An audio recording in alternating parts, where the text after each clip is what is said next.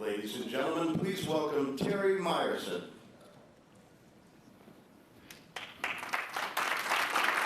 Thank you. Hello, everyone. It's great to be back together to talk about the next generation of Windows, Windows 10. It's great to see some familiar faces, some new faces, and welcome the many, many more that are joining via webcast today, particularly our Windows Insiders. This is the second of several Windows 10 conversations we're planning to have with you, and we've got a lot to share over the next 2 hours. We're hoping to cover 3 things. The first, how the feedback we've received since introducing Windows 10 is truly helping to shape the future of Windows 10. And then, we will share the most comprehensive view yet of new experiences coming to Windows 10. You'll see Cortana like never before. You'll see entirely new ways of being productive and having fun. And you'll see some amazing new devices enabled by Windows 10. And then Satya will join us to discuss Windows and its importance to Microsoft. Now, we introduced Windows 10 last September. Let me recap the key points from that discussion. First and foremost, Windows 10 will provide a seamless transition for our Windows 7 and Windows 8 customers, including the familiar desktop and start menu. And Windows 10 will be our best enterprise platform ever, enabling our enterprise customers to be more productive than ever before, simplifying management and deployment for IT, and working seamlessly with existing enterprise apps. But most importantly, Windows 10 will protect corporate data better than ever. In fact, the hardware-based security of Windows 10 would have countered the techniques used in several of the recent headline-making attacks. And Windows 10 will support the broadest device family ever. Of course, it will work great on the laptop and the desktop, the most productive devices on the planet, with keyboard, mouse, and touch. Our hardware partners are doing amazing work in this area, introducing several new designs at CES, thinner and lighter, with amazing screens. The Windows 10 Continuum experience enables these incredible 2-in-1 devices that switch back and forth between the keyboard mouse mode and the touch tablet mode. Windows 10 on tablets, phablets, and phones will provide the best mobile experience for our Windows and Xbox users. With Windows 10, universal Windows apps come to Xbox One, the most fun game console ever. And Windows 10 has support for today's maker boards, enabling makers to do incredible things with Windows in the fast-growing Internet of Things space. Windows 10 is the only platform that enables innovation across this broad family of devices. Developers can target all of these device types with one platform and one store. And stay tuned until later today as our device family expands. Now, since September, we have received a lot of feedback from customers, partners, and press. But the most important feedback has come from our Windows Insider program. We're humbled that 1.7 million have signed up to shape Windows 10 with us. They've installed Windows 10 over 3 million times on a broad spectrum of PCs. This is a testament, I think, to not only the quality of Windows 10 this early, but the commitment these insiders are showing to the program. Collectively, these insiders have shared with us over 800,000 pieces of feedback on over 200,000 topics. And our team is really embracing this feedback and leaning in to this new open development process. And I wanted to let you hear directly from the engineers on the team. The Windows Insider program is a global program. It provides essential feedback directly to Microsoft and directly to the hands of the PMs and developers building the product. We went through the effort to ask questions and give our engineers the capability to get your feedback because we want to make the best possible product that we can for you. It will result in a better global product for Windows. Windows Insiders are hugely important to us. We love you guys. We see our relationship with Insiders as a partnership where we work together to build the best Windows 10 possible. You know, there are 1.5 billion people in the world who use Windows. When we get your feedback, it makes it easier for us to make sure the product matches your expectations. So thank you. We really appreciate the fact that you are giving time out to give us feedback in this, and we're truly appreciative of that. This feedback that you send through the Windows feedback applications gets sent to a Microsoft data center, and then we process this into something that's intelligible for engineers. This appears on various dashboards that engineers can use, all the way up to our VPs. They're looking at this on a daily basis, and they hold us accountable. This is really the future of building Windows. We're doing it together. We're getting feedback from 226 different geographies around the world. And we owe it to you to read each one of those comments that you give us and to take actions on it. We know how much time and dedication you are giving us. Without you, we wouldn't be where we are today. When we started Windows 10, we had a vision of having our window switchers, so Alt-Tab and Task View. And one of the pieces of feedback we received was people love that, but they thought Alt-Tab was a little too jarring. And so we made a change based on your feedback to make Alt-Tab a little more familiar, but still retain all those benefits. There actually is a real translation between feedback that's given and impact or changes that we're making in the product. We're listening. Thank you for all you have done so far, and we will definitely repay your investment with a great release. You're showing us your commitment to Windows. We want you to know that we're committed to you. There simply isn't a path forward for Windows without a direct connection with the customer. The Windows Insider program gives us that connection at an earlier phase than at any other time in the history of Windows. We're co-creating the future of Windows with you. One of the beautiful things about this program is that I kind of feel connected to people in Tokyo who love Windows just as much as I do.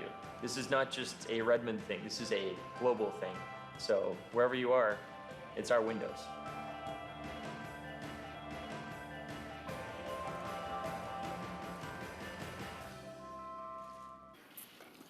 To all the insiders tuned in today, a special thank you from everyone on the team. Your feedback and your time are really helping to shape the future of Windows. And if you have not joined, now is the time. Please go to windows.com and sign up for free. So now, Windows has always been grounded in the idea that technology should help individuals and organizations do great things. At that time, we identified 3 areas that were ripe for innovation and improving our customers' lives. We think of these 3 areas as moving Windows from our heritage of enabling a single device to what we're calling more personal computing. The first of these areas was mobility of experience. The number of smart devices that families, ourselves, or in the workplace is just exploding all around us. It should be easy to put one device down and pick another up, and continue where you left off. The technology needs to get out of the way and provide mobility of the experience. The second area was trust. In our connected world, we know that people care about their privacy, and so do we.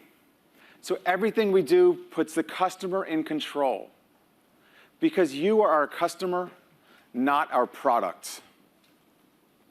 And the third, natural interactions. Interacting with technology should be as natural as interacting with people. Voice, pen, gestures, and your gaze should help you get more out of your devices in an additive and intuitive way. The right interaction in the right way at the right time. So I want to share with you 2 cinemagraphs we created back then during the earliest days of Windows 10. Before we wrote a line of code, we wanted the team to be visualizing the world in which Windows 10 would live and how Windows 10 would add value for our customers. These cinemagraphs inspired us and got us dreaming about more personal computing.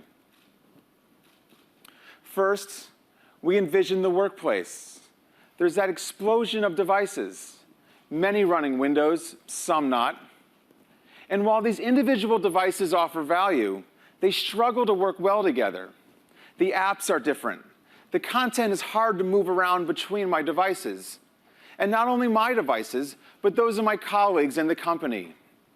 Every meeting starts with a dance about how to project, or ends with this discussion about how do we get meeting notes out or the whiteboard out to everyone involved. The mobility of the experience just isn't there. You should be able to print with a flick or transfer a Skype call with a simple, natural, and intuitive gesture. And businesses need to trust that their corporate data is protected and managed as it moves between all of these devices. We were inspired to bring more personal computing to the workplace.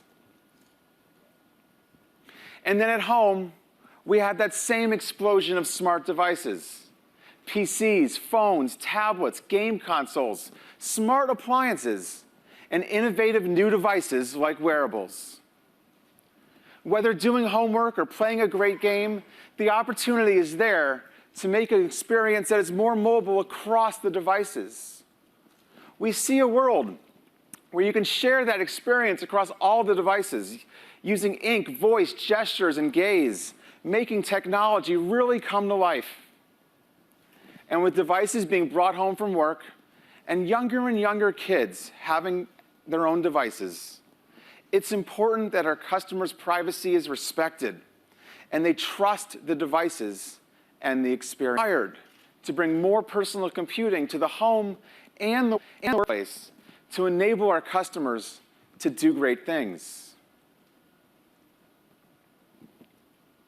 Now, to do this, we need our work in the hands of our customers. But not just our work, but the great work being done by Windows developers. We all know that developers are always looking for their next customer, their next million customers. And we're going to help them find their next billion customers with Windows 10. Now today, Windows customers are spread across many versions. This fragmentation makes it challenging for developers to delight our customers with applications. So we have been investing heavily in making our upgrades as seamlessly as possible for our customers to create a large, up-to-date customer base for developers.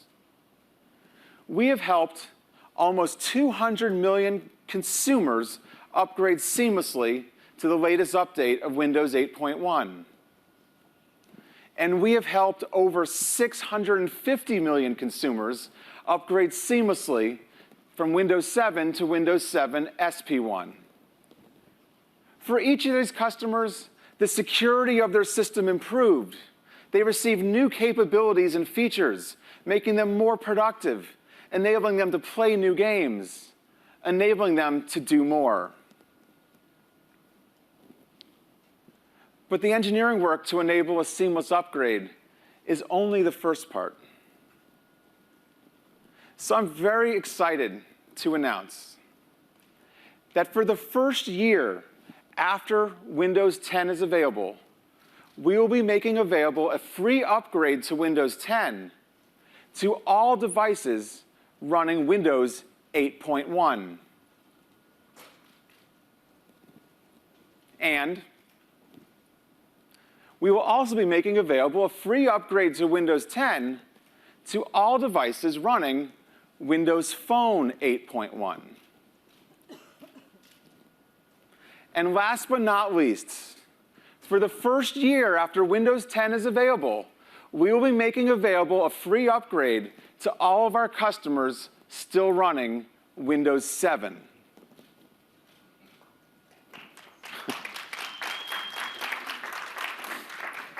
Now, this is so much more, though, than a free one-time upgrade.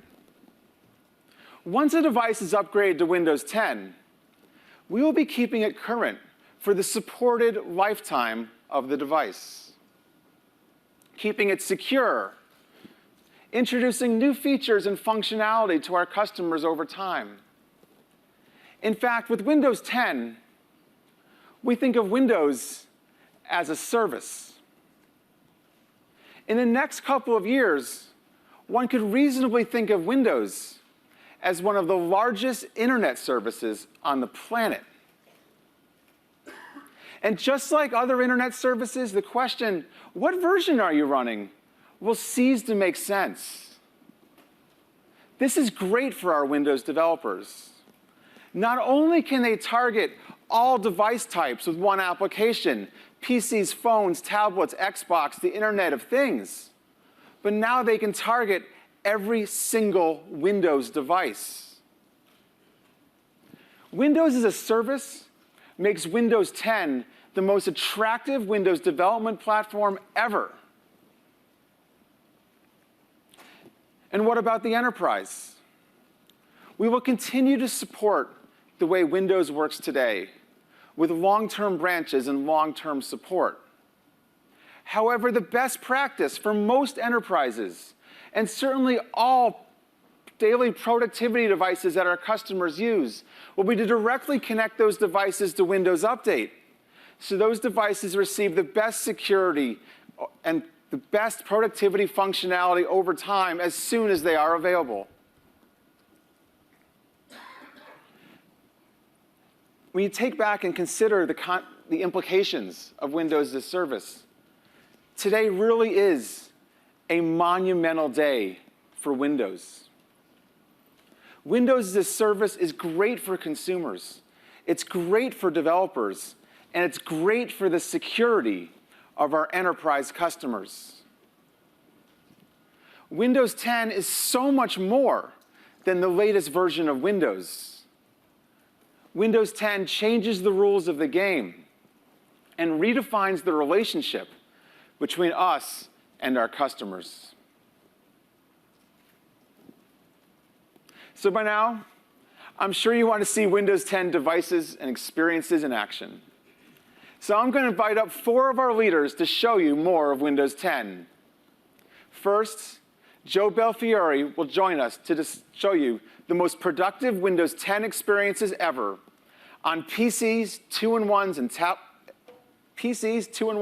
and tablets. And for the first time, Windows 10 on a phone. Then Phil Spencer will join us to discuss gaming on Windows 10.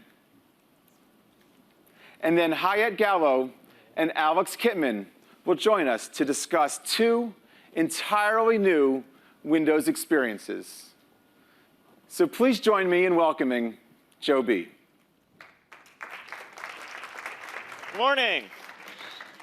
Hi there, I'm Joe Belfiore, and I manage a part of Terry's team that's focused on PCs, tablets, and phones. And I'm excited to be here today with all of you to give you a first look at Windows 10 and how we've updated across that wide range of devices. He kind of gave an intro already, so are you all ready? Would you like to see a demo?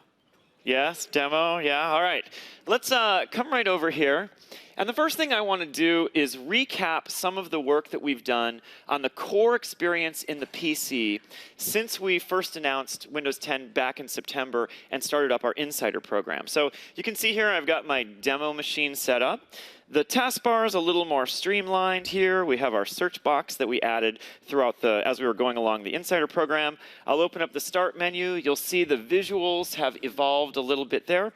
And one of the features that people have asked about a lot, we now have in our builds, that's the ability to take the Start menu full screen. So all those people with touch devices or that are comfortable with and like the Windows 8 style of UI for the Start menu now have a customization option that lets them use the PC the way they would like. And of course, I can go right back here and put it back to its small mode, which is familiar to those people coming from Windows 7.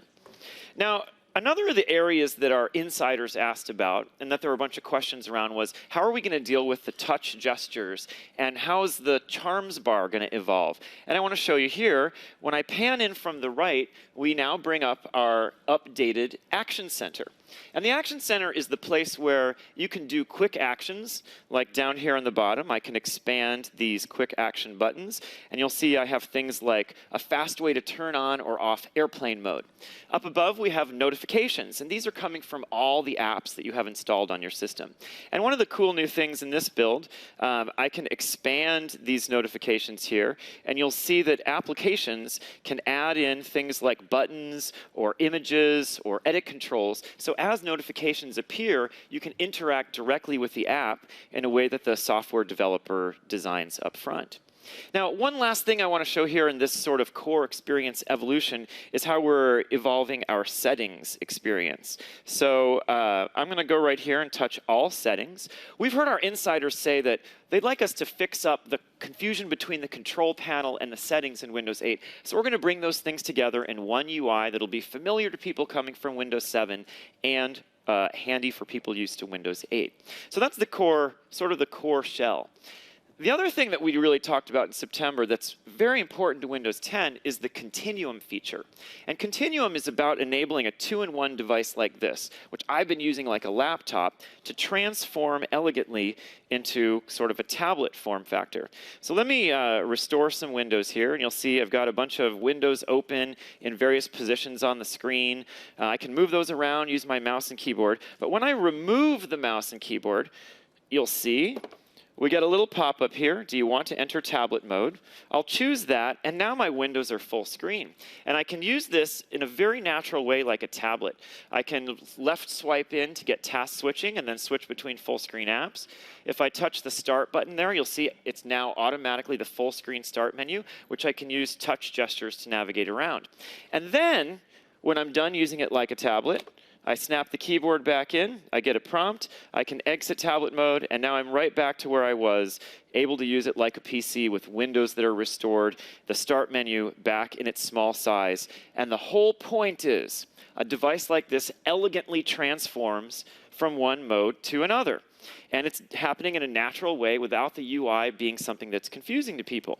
And one of the things that we haven't really spent a lot of time showing is how that Continuum experience enables great new PC form factors to feel really natural, like this 8-inch tablet. So here on the 8-inch tablet, which is running that same version of Windows, I'm going to use it like a tablet in this normal way. I can do those same edge swipes you saw. I can use my finger to do things like close app, so I'll pull that app down to close it. And one of the things that insiders have asked about, is this going to work with Win32 apps the same way? Well, absolutely. I can deal with all my apps, whether they're written to the modern platform or the Win32 platform, in a consistent way and use this device like a tablet. Now, the other thing that I can do here, I can switch between apps. I'll pan in from the left. I'll go to my sports app. But this tablet device, of course, running all the capable features of Windows, is a highly powerful kind of thing. I can use touch gestures to move an app over here to the side, and I'm going to do some sports and health and fitness at the same time. I can tile these apps, then I can use touch to move the midpoint. And then, of course, because this is running a full version of Windows, it's a full PC. If I exit that tablet mode, I've got regular Windows with my full taskbar right down here on the bottom, entirely familiar to anyone using a full PC. And you could imagine a small device like this getting docked to a keyboard and mouse and a large screen. And for someone who's a mobile task worker, it works like a tablet while you're out and about, and then it works exactly like a PC when you bring it back and dock it. Thank you, Holly. So that gives you a sense of how the work that we talked about back in September and these core features has evolved since we've done those builds, and how that core experience of Windows really elegantly enables a wide range of device form factors to work naturally the way people will expect in a UI that's familiar to whichever mode of the device they're in. Okay, so that's the part where I want to recap stuff that we've already talked about. From here on out, it's all new. And before I jump into some new demos, I want to point out to all of you in the room and to our insiders on screen, I'm going to be showing you builds that are not finished. And so there's a bit of risk in this demo, and in the interest of having our insiders and all of you with us throughout the development process, we're going to see some glitches. But it's our psychology now to involve people in that development process, and I know you're all curious to see.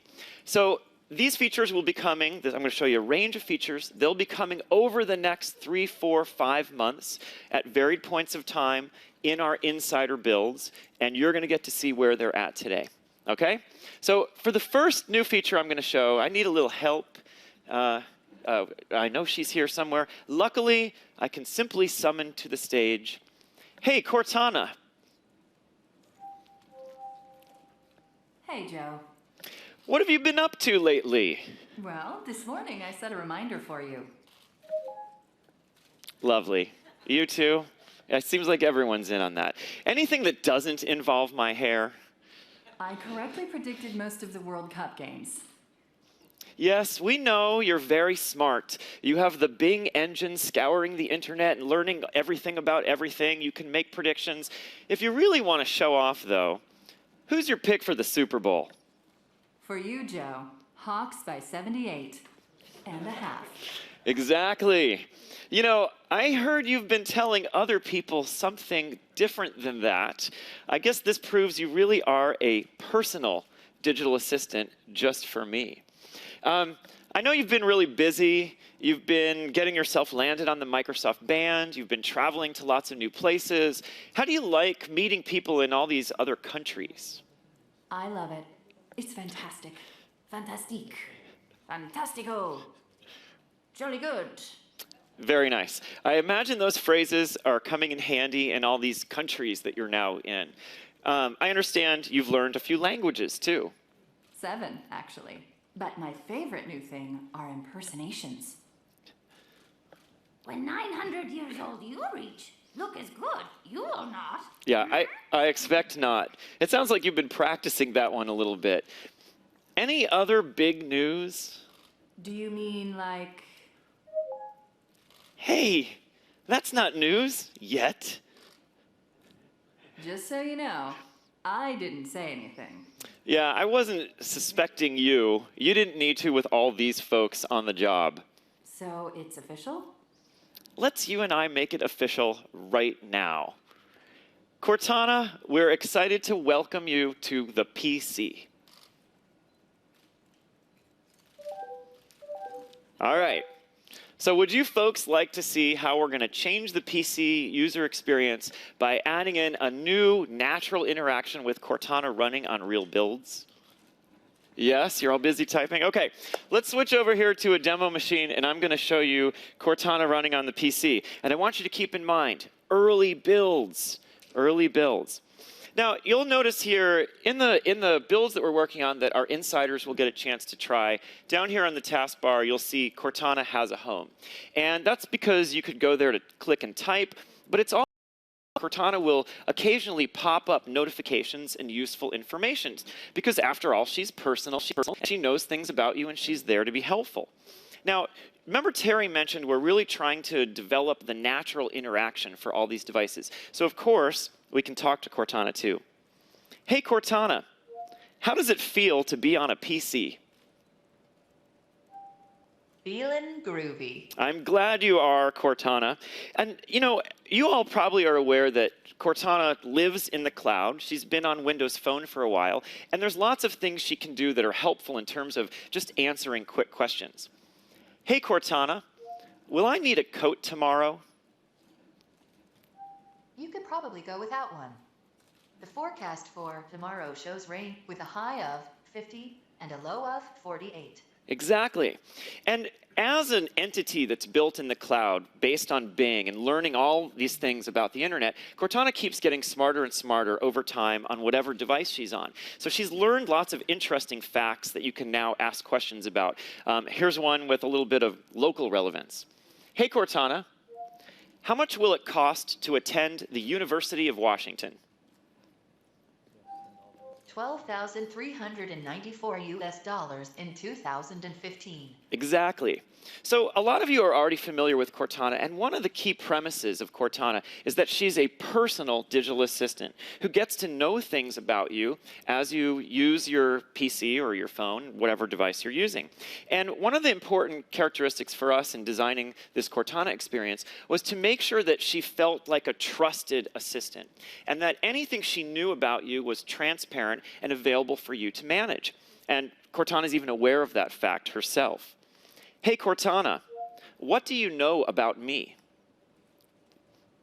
Well, I have my notebook, so I know what you know you've let me know, you know? Yes, exactly. She knows what I've let her know about me. And at any time, people can go into the notebook to see what Cortana knows about them. So here's my notebook, and you see I like getting a daily glance of my routine each morning. I track some stocks. I care about lots of sports news, and so on and so on and so on. And anytime I can add new interests to Cortana's notebook manually if I'd like. I can remove things from here if she's learned them incorrectly or if I simply don't want her to know those things. And those interests make her smarter, not just when she answers questions, but also when she pops up information. And whenever you're here to engage with Cortana, the Cortana homepage shows up, and you'll see helpful things that she's providing to you proactively. You can see here she's tracking a flight that my wife is going to be on tonight. Here's some stock information, sports news. Obviously, I'm interested in news about the Super Bowl, and so on, and so on, and so on. So that's Cortana's homepage experience right there, and that's available whenever I click to type. I know a lot of you have tried Cortana on the phone, and when we brought Cortana to the PC, we didn't want to just take only the phone experience and put it on the PC. We wanted to educate Cortana about PC kinds of things so that she would be uniquely useful on the PC device. So there's lots of things that we're teaching her to be able to do that are helpful on the PC. Hey Cortana, show me PowerPoint slides about the charity auction. There we go.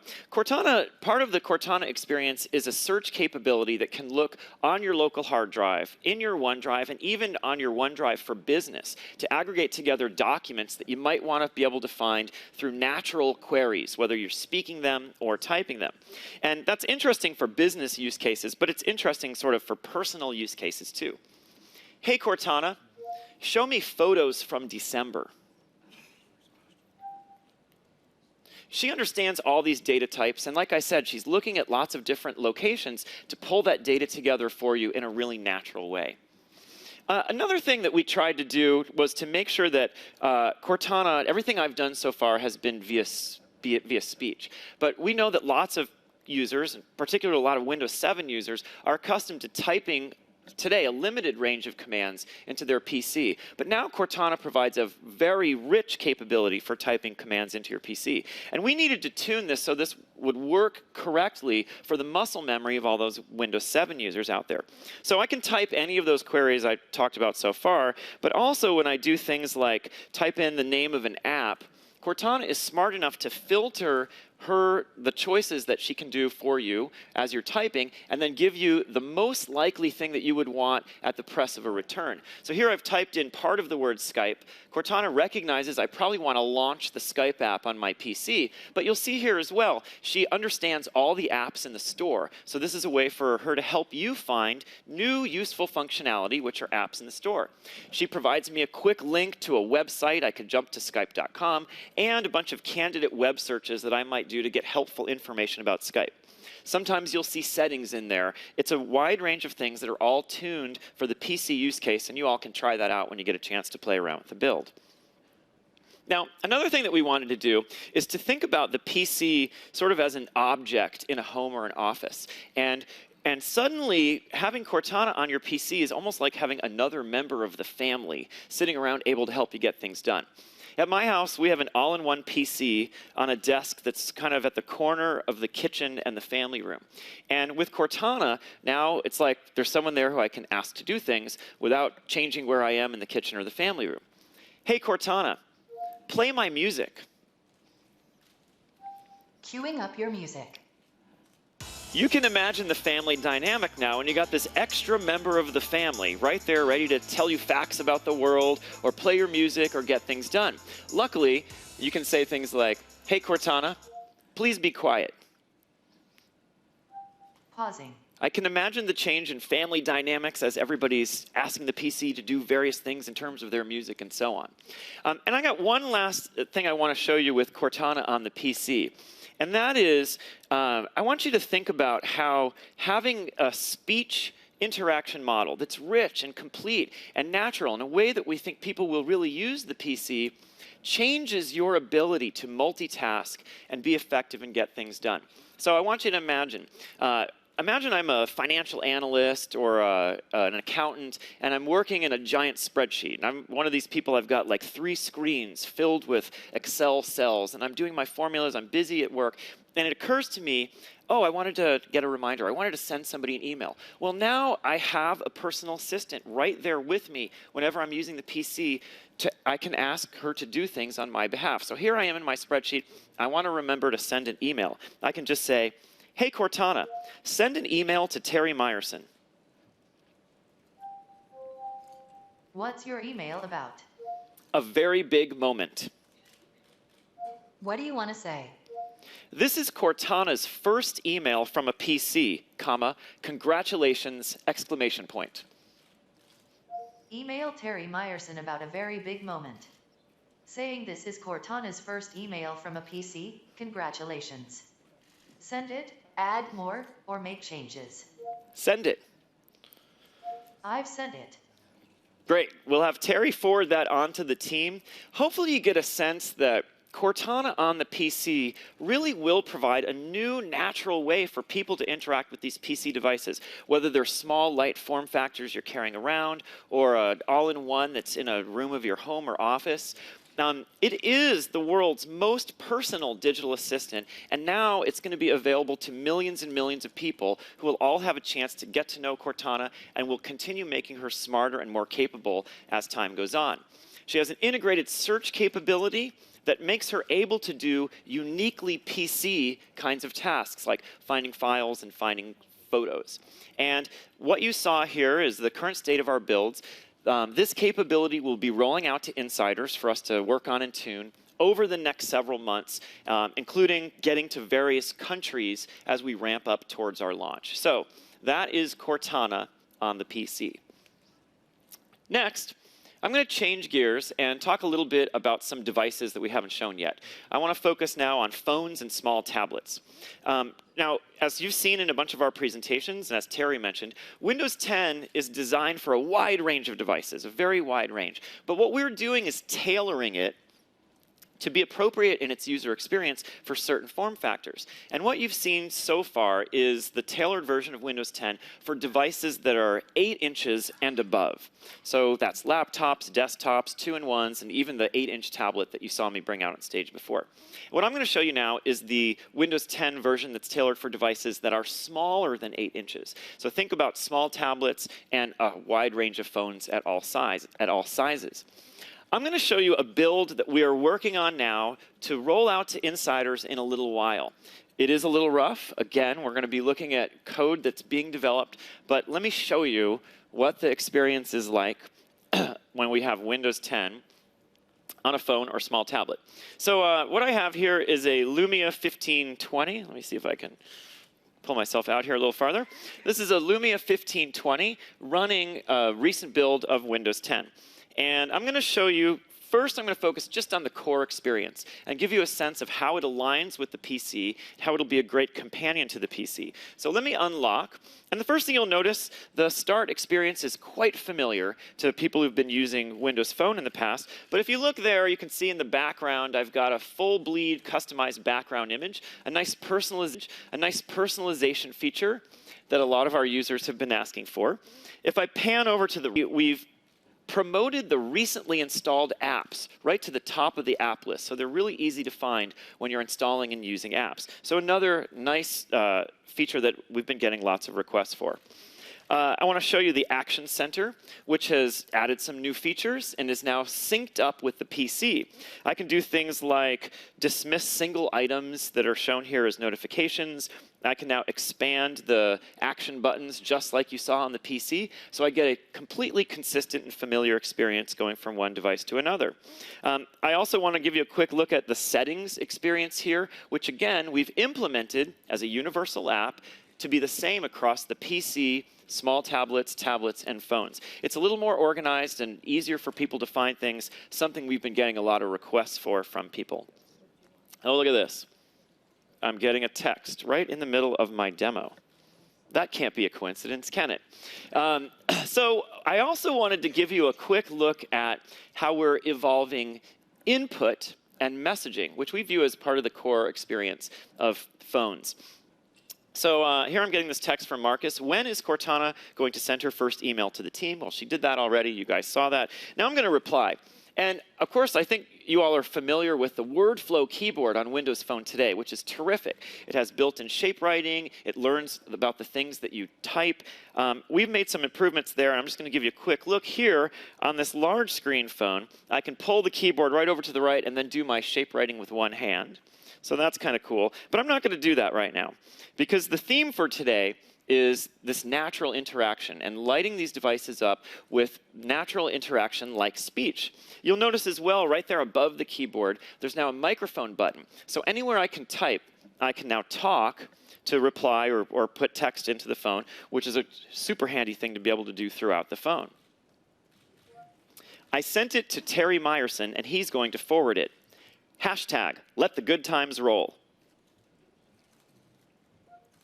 So there you see, I talked to my phone. Surprise, surprise. My text was recognized, but notice some of the details. I said Terry Myerson, which of course is not a word in dictionaries, but he's a contact that I have, so that utterance was recognized, capitalized. You notice it got the hashtag as a keyword. It put some punctuation at the end of the sentence. It will do these things automatically so that when I talk to the phone, the speech system is sophisticated enough to make the text come out just right. So let me send that text message along. Now, the last thing that I want to show you about the core experience on the phone, and then I'm going to talk about a bunch of value add across all these devices, is how we're going to improve the messaging experience. And to do that, we're going to switch over here to a motion study because this code is not yet ready for me to demo in a real build. What we're doing is we're building in support to the messaging app so that IP-based messaging systems, like the ones that mobile operators are rolling out, and Skype can be elegantly integrated right into messaging. So here you could see I was having an SMS conversation with Peter, but I switched over to Skype, and now because the Skype network is so capable, as Peter is typing, as I'm getting my reply, you could see it showed that he was typing, and the message came right in. We're going to be doing work to detect these Skype-capable endpoints and automatically move to Skype so that users get the richest possible messaging experience that will communicate with the widest range of people. Everyone on a mobile operator network and everyone on Skype, including the cross-platform devices on which Skype runs. So we're thrilled to be building that part of the experience with our Skype team right into messaging, right into calling, and so you'll have that rich Skype experience as part of the phone. So what you saw in the core experience of the phone and small tablet version of Windows 10 is it's tuned for devices under 8 inches. It's designed to go with your PC as a great companion that's consistent and easy to learn. And with the Skype capability, we're going to enable the widest range of people to communicate with each other richly using messaging, calling, and video. But to get a full view of the kinds of things that we're putting on phones and small tablets, and today it's not even a complete view, but to get the full view, I need to talk to you about universal apps, because we are building a wide family of universal apps that will round out the experience on phones, small tablets, and PCs. You all are aware that we have a platform for writing these universal apps that runs across devices, phones, tablets, PCs, even the Xbox. And what we're doing is creating a family of apps that will be built in that will give our customers everything they need for modern productivity. So I'm going to show you a series of these apps. I'm going to show them to you on the phone and the PC, and I want you to think about how they make the experience rationalized and easy as you go from device to device, and they offer that mobility of experience that Terry was describing. The first one I'm going to focus on is Office. I think a lot of you know our Office team has been hard at work creating killer universal apps for Windows. And we've shown some early looks at these at some conferences like our Build conference, but so far only on the PC. Today, I'm going to show you a preview version of these on the phone. And just to be clear, what you're seeing are Office apps that are designed for Windows 10 and designed for touch. But we're going to continue to evolve our full Win32 Office apps specifically for the PC. These ones were made for devices with touchscreens. So let me switch back over here. I'm still on the phone. And what I'm going to do is start with Word, Excel, and PowerPoint. Word, Excel, and PowerPoint will be included in Windows 10 on phones and small tablets. And they're going to deliver a consistent, highly rich, and highly complete Office experience on those devices. So as I open up Word, you see I get the familiar recent document list. I'm going to choose this pretty sophisticated Word document. And it first shows up here in page layout mode, but I'm going to use this button to switch to reflow mode, which is optimized for viewing on a touch-based device like a phone or a small tablet. And you can see here it's a very rich, complete Word document. The formatting is entirely accurate, but you really get a sense of the richness when I bring up the app bar down here at the bottom. Because what we've done is nicely format the familiar Office ribbon right into the app bar experience. Here's the Word Home tab, where I have all the formatting commands that I would expect to find in Word. I can switch the ribbon over to one of its different tabs. I'll switch to the Review tab. And you can imagine if somebody sends me, I'm collaborating with somebody on a Word document, they've suggested some changes. I can now use the Review tab that I use all the time on the PC to move from change to change, accept a change, reject a change, add comments, read the comments, do my collaboration while I'm on the go. And with a device like this, you get a nearly no compromises experience in terms of completeness, fidelity, and richness as you're trying to create documents or collaborate with people on documents. We think this will be a great benefit to everybody trying to be productive on their phones. Now, I'm not going to show you Excel just in the interest of time, but I am going to show you PowerPoint. And so once again, you'll see I open PowerPoint. It's that familiar Office look with the recent list right there. I'm going to open a very large and complex PowerPoint presentation. Here we go. And I want to point out that recent document list, it does roam from device to device, from version of Office to version of Office. So if I'm using full Win32 Office on my PC and editing a document in my OneDrive or OneDrive for Business, that recent list roams across devices.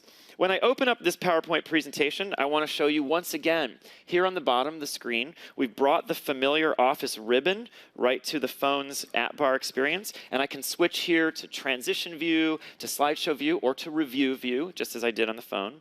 But I'm not going to do that. Instead, I want to show you how great a PowerPoint presentation can look when it's projected using any of the recent phones, which have hugely powerful processors and very capable graphics parts. So in this case, I'm going to pan through this, and you'll see, watch the screen, how smooth the animations and transitions are. That's an on-slide animation. I'm going to keep going. You'll see the hardware-accelerated slide transitions, and then again, a slide animation. And once again, hardware-accelerated transitions, slide animations. And all of that I'm doing today with a wire just because we have lots of people doing wireless in here. But of course, we support Miracast, so you can present wirelessly. With these Office apps, and as part of Windows 10 on phones and small tablets, we'll also support wireless printing. So we think this version of Office, tailored for Windows 10 on touch devices, will give people a very complete, easy-to-use, consistent cross-device productivity experience. Okay, I'm going to keep going. Those three apps will come as part of the Windows 10 build on phones. And now I'm going to start talking about some apps that also come on the PC. I'm going to show you the Outlook Mail client first. Our Outlook team has been working on a new universal app version of Outlook Mail and Outlook Calendar, which will be on the phone, tablets, and PCs. So here's Outlook. The first thing I want to do here is I want to show you the richness of the Outlook experience and how it fits into full Office. So I'm going to open a mail message, and I'm going to choose to reply. Because the first thing I want to show you is that right here when I'm composing an email or replying to an email, I'm actually using the full Word engine that's now part of the phone experience. And I can prove that by pulling up the app bar. Right here in my Outlook Mail experience, I get the same Word ribbon. I can do all that nice, rich Word formatting right here in my email experience. And sort of the intensely geeky part of my demo right here for all of you in the room who I know are very familiar with Word. Word's engine supports the lorem function, which I can enter, and when I press return, it provides a whole bunch of Greek text for me to be able to format and do cool things with, but in the interest of time, I won't do that. I will let you all try that yourselves when you get the insider builds of this, and you can play around with that full Word engine built right in here to the Outlook email on the phone. I'm going to keep going, and actually what I'm going to do now, I want to give you one quick look at messages here in the inbox, because the team has tried to ensure that you can use this in a very fast, convenient way. Whoops, I didn't mean to, let me go back. What I'm going to do here is go through and show you how the Outlook team has implemented this cool idea where a left swipe will delete, a right swipe will set a flag. And what that means is you can quickly go through a bunch of mail and figure out the stuff you want to get rid of and the stuff you want to keep. This modality will be familiar to some of you in the audience. I can go left and say no, no, no. I'll go right and say yes, yes, yes, no. And so we'll do one more, yes. And so I can flag items, make them visible, and then as I use this experience across my devices, let's switch over to the PC, you'll see here's that same code. It's literally the same code written to our universal app platform. I was showing it to you on the phone, and here it is on the PC. This is the Outlook experience on the PC. This Outlook mail client will be part of Windows 10. There, our sync just caught up, and you'll notice it's familiar. It looks very similar. On the PC, it has this personalizable image, which I've set to my son and I can do the same UI. I can go left to remove, right to flag. If I choose an email, of course, it goes over there. And again, I have the same rich capability right there. And you see the ribbon is displayed in place on email. Now, I want to keep going because I want to show you a bunch of these apps. So I'm going to start speeding up, and I'm going to attempt to do two-handed demoing on phone and PC at the same time. So the next thing I'm going to do is go to the calendar. Let me open the calendar, and you saw on the PC, I did this in a familiar way just by clicking the calendar right down there in the bottom, something lots of Outlook users are accustomed to.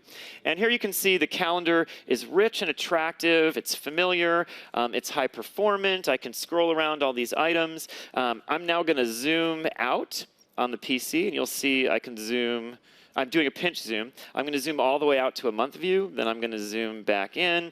And I can do this across both devices. I'll try to do it simultaneously. I'm zooming in to pick the number of days that I want. I can go to a single day view, but on this screen that doesn't make sense. You'll see I have my appointments are categorized so that they show up in color on both devices. That's a quick look at calendar.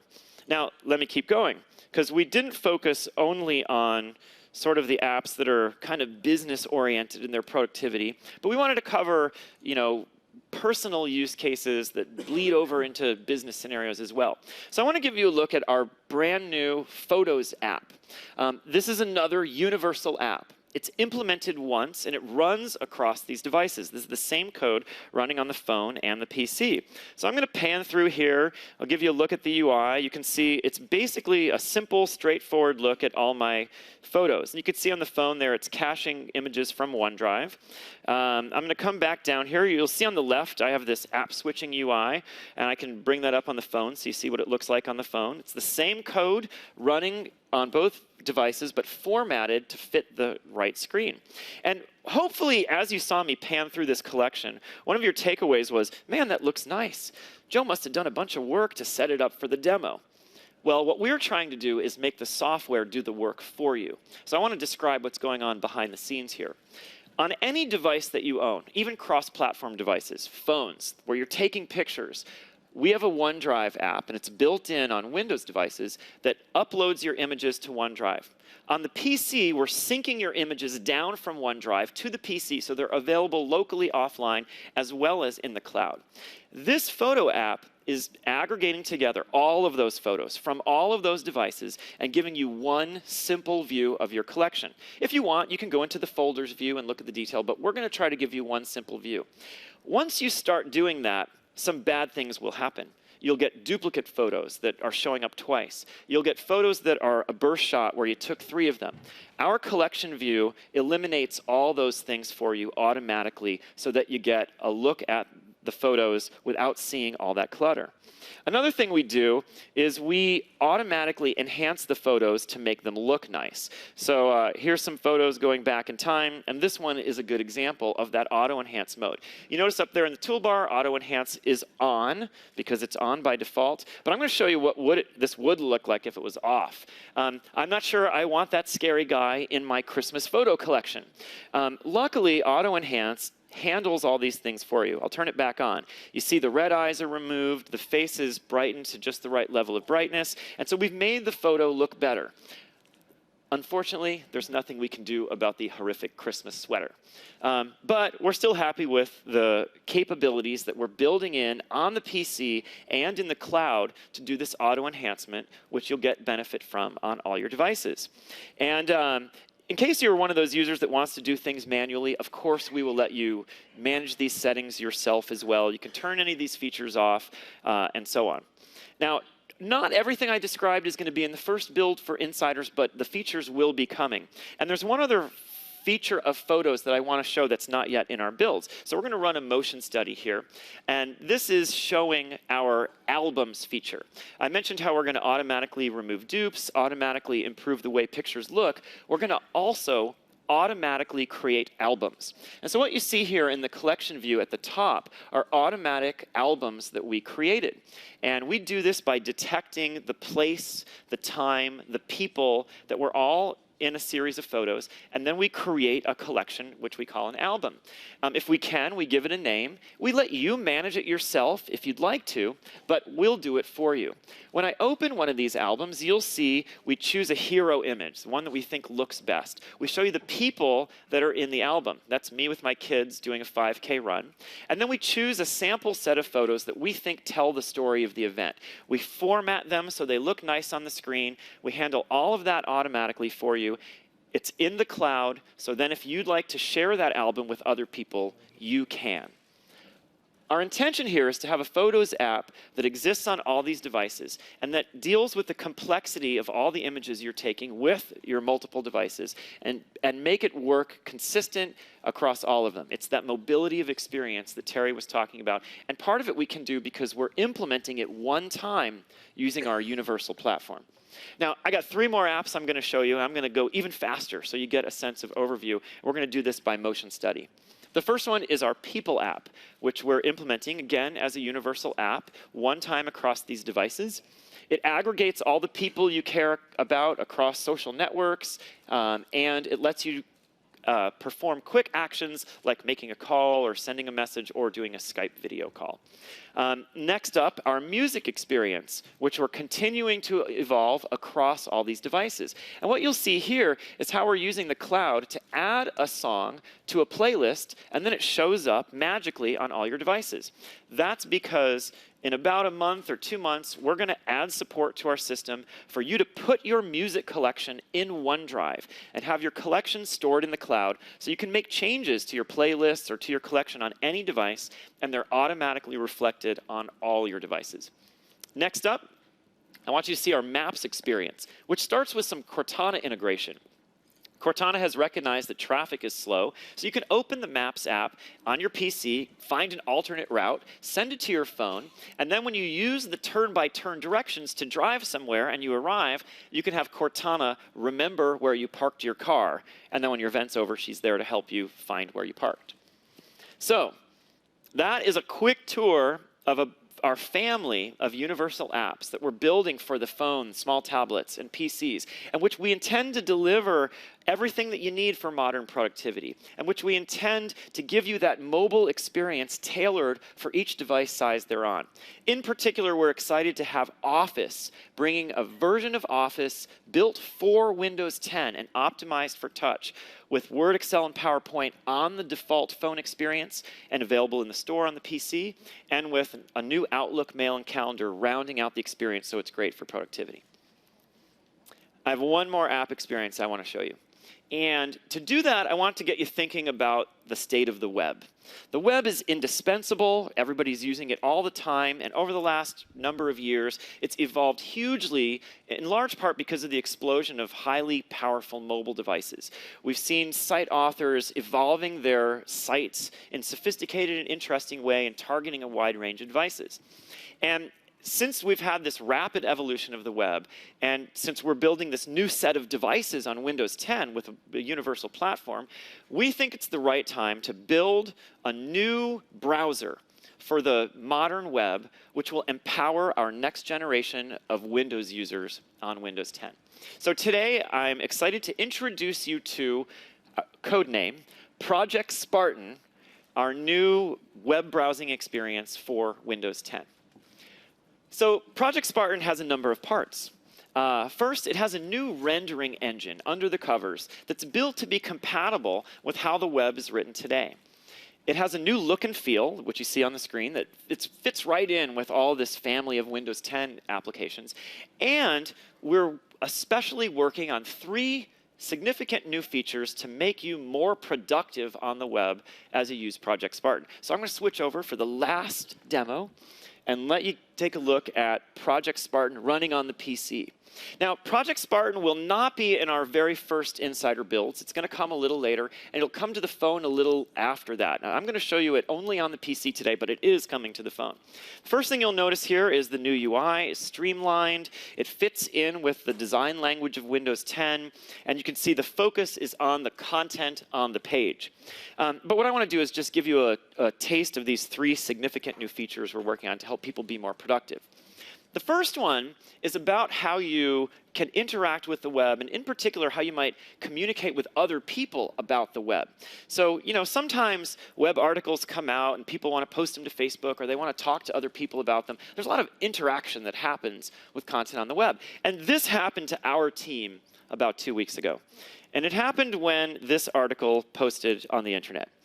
This article comes out, and you can imagine all of us are simultaneously horrified and kind of happy. And so, of course, within our team, we communicated with each other about this article on the web, but we had Spartan. So we didn't simply send emails. Many of us had devices that work with pens or styluses, which I have here. So I'm going to switch into the first of these big 3 features, our note-taking mode. And you could imagine when I saw this and I said, "Ho, baby, sometimes you guys don't get it right, but sometimes you do." So, we saw this and we were excited, and we communicated with each other by marking up the web directly. And in this case, I'm using a stylus, but I could do it with just my finger if I don't have a pen handy. If I want to make a little smiley face to show just how happy I am, that's possible too. And so now we have this way of expressing our thoughts right on the canvas of the web. It was interesting because this article came out and a bunch of people speculated, oh, I hope Microsoft isn't only doing this for devices with touch and pen. We're not. So let me show you how we're going to support the mode of communicating about documents that millions of people have been doing for years and years with Word. They can click anywhere and add a comment using their keyboard. This is a good idea. So you could imagine, as we saw this article, some people had touch devices, some didn't. Everyone could comment on it using whatever form of input they had. If it's touch, then it's natural. If it's a keyboard, then it's familiar. And so once I've marked up this page, there's a bunch of things I can do with it, of course. What we've done is we've frozen the web page. And that means that the content that might change on it is sort of snapped in time, but the links are still alive. I can then share that whole page or save that whole page for myself with my markup. Or I can go over here. I'm going to grab this clipping tool, and I'm going to just pull out this particular segment. You can see there I could save it to my OneNote because I keep a bunch of notes on things as I browse the web when I'm planning trips and so on. I could copy it to the clipboard, or I could come right up here and use the system's built-in system for sharing to share that with other people. I could share it on Facebook. I could share it on Twitter. I could share it through my email experience in a consistent way. And now I have a rich canvas for not only expressing my thoughts on the web, but for sharing them with other people as well. So that's the first of our 3 significant end-user features. The second thing that we tried to do was focus on the action of reading. People are the predominant action on the web is reading. You're reading and reading and reading and reading. And we felt if we could make that just a few percentage points better, then we'd significantly affect the overall productivity of people on the web. So there are a few things we did. The first thing we did was we looked at how we could take and sort of standardize a great way to read sites on the web, which are variant in their level of complexity and so on. So here's an article on Bon Appetit. I'm going to switch into my reading mode right here, and you'll see we discoverably make available a standardized format way for you to read stuff on the web. And you can personalize this to your liking so that you have a way to experience the wide range of content out there on a web in a way that might feel familiar to you. We didn't stop there. We also added a reading list right into the core browsing experience. And of course, this will show up on whatever device you have. I can add items to the reading list. It's a mobile experience that goes to whatever device I'm using. And we do one more thing, which is that we'll take the content in your reading list and save it offline. So if you find yourself stuck on a flight with no Wi-Fi and your mobile device is with you, well, Spartan will deliver you content to read wherever you are. And then the last thing that we wanted to do was we wanted to make sure that we supported the broadest set of content that's out there on the web. So we built in support for PDF files. And you see right here, I have a sample PDF file. I can add that to my reading list. I can mark it up with notes in the note-taking mode. It'll be saved offline and so on. So we're really trying to ensure that the widest range of content on the web is available for people to read wherever they are. Okay, last thing. The third thing that we tried to do to make people more productive on the web was to give you a personal assistant to help you be productive on the web. So we're building Cortana right into Spartan. And the idea is that Cortana will show up at the right opportune moments to help you get things done. So there's some simple things she can do. So if I'm in my address bar and I'm curious about the weather, I can start typing weather, and Cortana will pop up and be helpful in simple situations like that. But interesting and nuanced ways at times that might surprise you a little bit. So let's say it's my sister's birthday. It's not, but for demo purposes, let's imagine it's my sister's birthday. And her friends are having a surprise birthday party for her tonight. Remember, my wife has that flight that's coming in that Cortana's tracking for me. Man, is my wife going to get here in time for us to make it to the party? I'm not sure. I might go to the Delta website to look up my wife's flight, but luckily, Cortana knows that I'm tracking a flight because she's learning things about me all the time. And she can save me time and effort by popping up as I'm about to navigate somewhere on the web with what might be an answer to a question that I have in mind. So that's yet another example of how Cortana can help out. Similarly, as I'm browsing the web, Cortana can be right there at my fingertips, ready to let me know things about the pages I'm looking at. So you can see here, my sister's party is going to be at this restaurant called Cuoco. My wife is gluten-free, dairy-free, and I'm on a crazy diet for New Year's. And so we have this concern about a restaurant and what's on the menu, and I wonder, like, how am I going to get there from here? You notice when I visit the restaurant site, Cortana has popped up right. She knows about this place because, again, Cortana is scouring the internet, learning about people and places and getting smarter all the time. She's telling me she's got directions, hours, and more. When I click, she shows up right here within the web browser to give me details about this place. She's telling me directions from where I'm at right now, and I can make those available on whatever device I'm on. She can book a reservation for me. She shows me the hours. I can read reviews and so on. Remember my concern about the menu? Well, Cortana's there to help too. She knows where the menu for this restaurant is on the internet. She makes it readily available. And if I'm curious about ingredients as I scan down this, I know what a lot of these things are. I'm not so sure about rapini. I can just right-click and ask Cortana, and she's right there with an answer. Luckily, rapini, only 2.7 grams of carbs, so that'll be okay for me on my New Year's diet. That's a quick look at Project Spartan. It's a new implementation of a web browsing experience built on our new universal platform, and it goes cross-device. It's great at productivity with note-taking right on the web.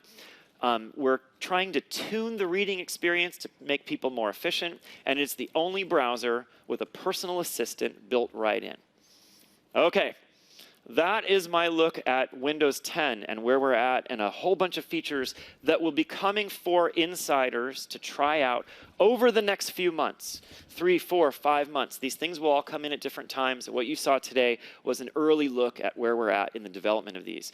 We're bringing Cortana to the PC, and we're going to change the way people use PCs through this natural interaction. Project Spartan is a new browsing experience tuned for being mobile and working across these devices. We have a family of universal apps, including Office, that are going to make people productive with these devices. And in all cases, the user experience is tuned to a wide variety of form factors, so you get benefit from things like Continuum, where your device will adapt to how you use it. There is one big app experience that I didn't talk about. I was focused on productivity, but we care just as much about entertainment, people having fun on our devices. So to cover that off, I'm excited to introduce to the stage Phil Spencer, who's going to take you through gaming and entertainment in Windows 10. Come on out, Phil. Thanks, Joe. Good morning. I'm Phil Spencer, and as the head of the Xbox team, I lead the talented and creative teams responsible for gaming at Microsoft. I'm incredibly proud to be here with you this morning to talk about gaming on Windows 10. Earlier, you heard Terry describe our vision for more personal computing. I'm here to talk about how games as a form of entertainment are incredibly personal. We're not just viewers, we're participants. Whether we're in the trenches with our friends, fighting for survival, or winning the race against the best drivers in the world, or exploring, gaming has always been inherently personal. We're deeply invested in our worlds and our play when we can share our triumphs, our stories, and our greatest creations with our friends. We at Xbox have the most active social network of gamers in the world with Xbox Live, with over 50 million members. And by combining the feedback from this great community with our vision for making all aspects of computing more personal, we've identified several ways to make PC gaming even more incredible than it is today. Gaming has become a much more social activity, with everything from friendly co-op between close friends to professional tournaments with hundreds of people spread across continents. Connection and community are central to the game experience. Today, we'll show you how gaming on Windows 10 will be more social and interactive by bringing together the best of the games you love to play, the people you play with, and the epic moments they create. All of this comes together in the Xbox app on Windows 10. I want to take this opportunity to show you the app. It starts with My Games, which is the collection of everything I play on any device. My friends list connects me to all my friends by gamer tag wherever they are and wherever I am. Messages keeps me in touch across all Windows 10 devices, Xbox, and the web. And the heartbeat of Xbox Live is the activity feed, which lists all the important gaming moments for me and my friends. Now I'm going to launch the app and show you the section, show you live working code here. So I have this nice Alienware PC that my friends let me use. I appreciate that.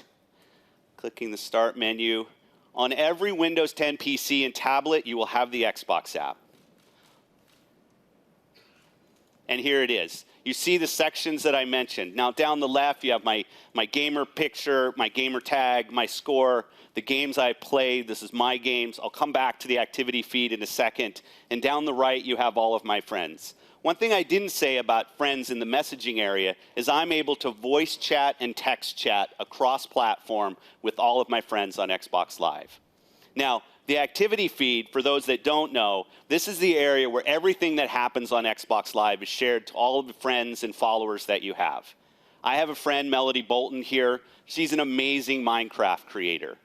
Now, some of you might have heard of Minecraft. It's something that last year we were able to bring into the Microsoft Studios collection of games, and I'm always incredibly inspired by the community there and what they create. So this is a clip that she created on Xbox One.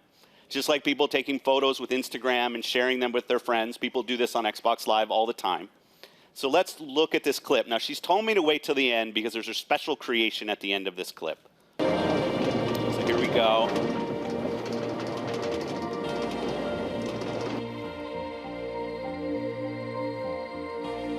TNT is always a favorite in the Minecraft world.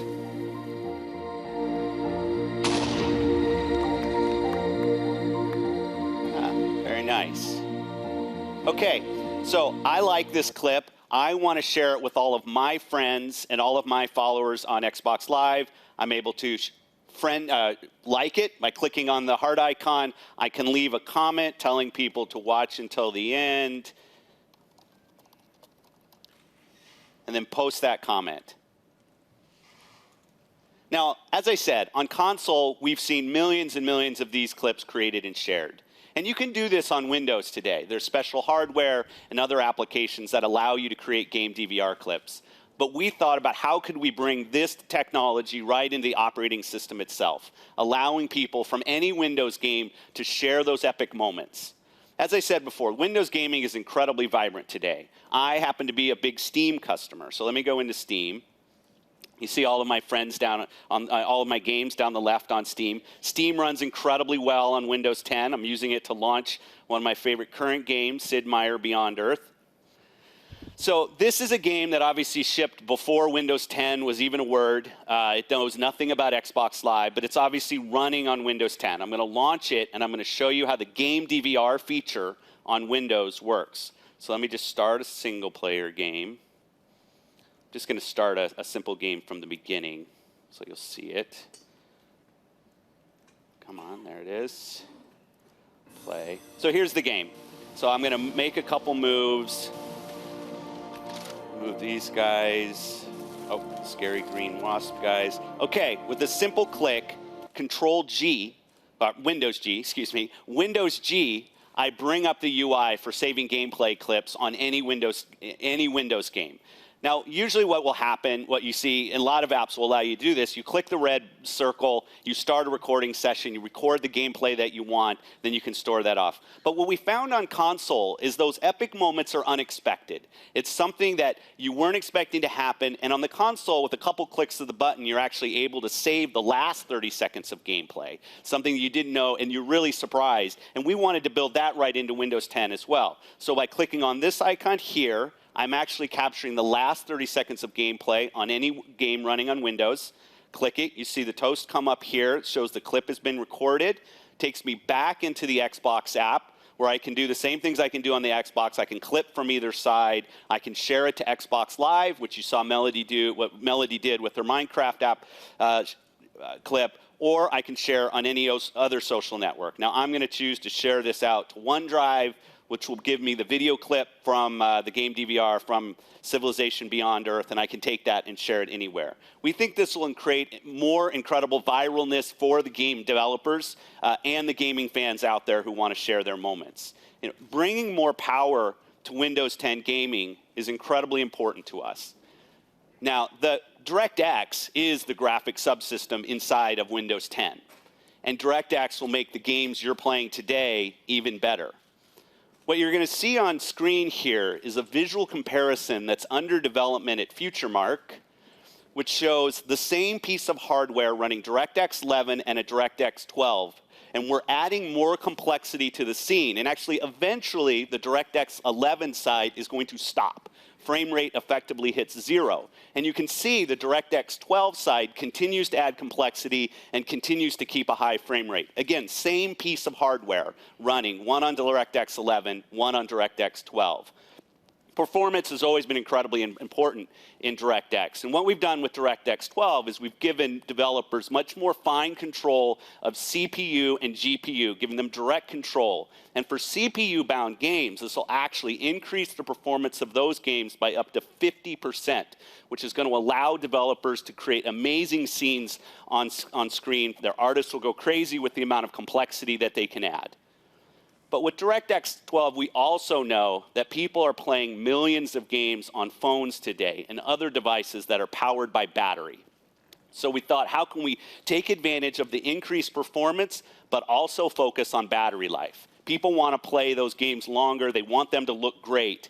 So with DirectX 12 and our focus on power consumption, we've actually cut the power consumption required in half, for the same scenes from people using DirectX 11, which means you're going to see more incredible games on mobile devices that people can play for even a longer time.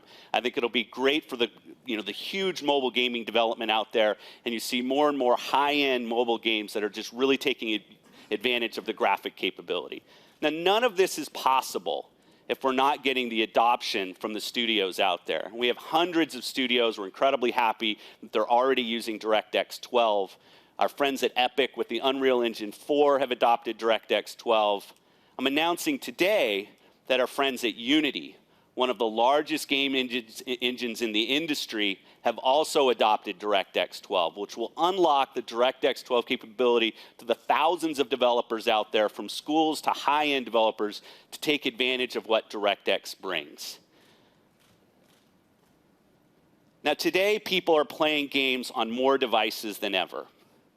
And with Windows 10, we wanted to focus on those gaming scenarios across device, with the Xbox that we're bringing to Windows 10 and our first-party portfolio. So please help me in welcoming my friend Lauren from Lionhead Studios, who will come out on stage. Hi, Phil. Now, I'm actually in a game right now, so if you want to have a look at your friends list, you'll see me and you'll be able to join my game. There she is, LH Albion girl, Lauren Carter, and she is playing Fable Legends on that Xbox One right there. I'm on this Windows 10 device that I showed you earlier, running the Xbox app, and by simply clicking on her name, I can join her game right now. So Fable Legends is the latest in the popular Fable RPG series, and today we're excited to announce that the game will be coming to Windows 10 PC as well as the Xbox One.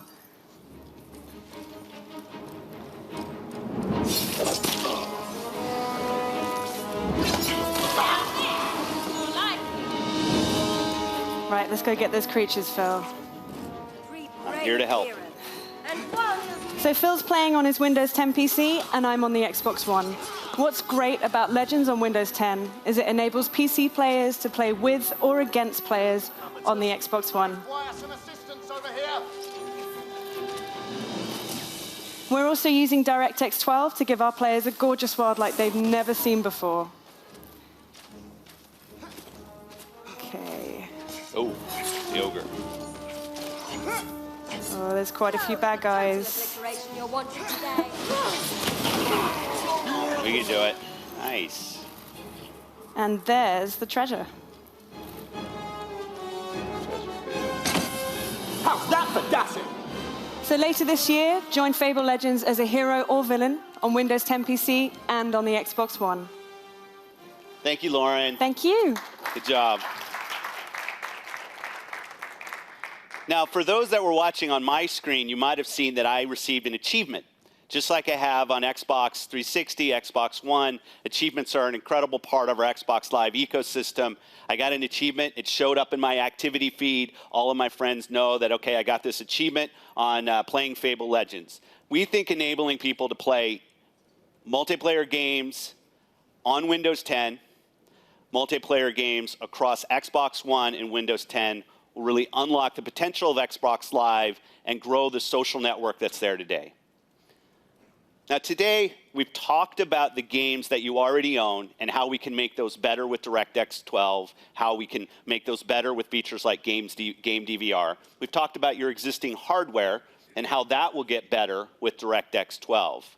But one thing we haven't talked about is the library of games you already own on Xbox One, especially the console-exclusive games, which aren't available on Windows.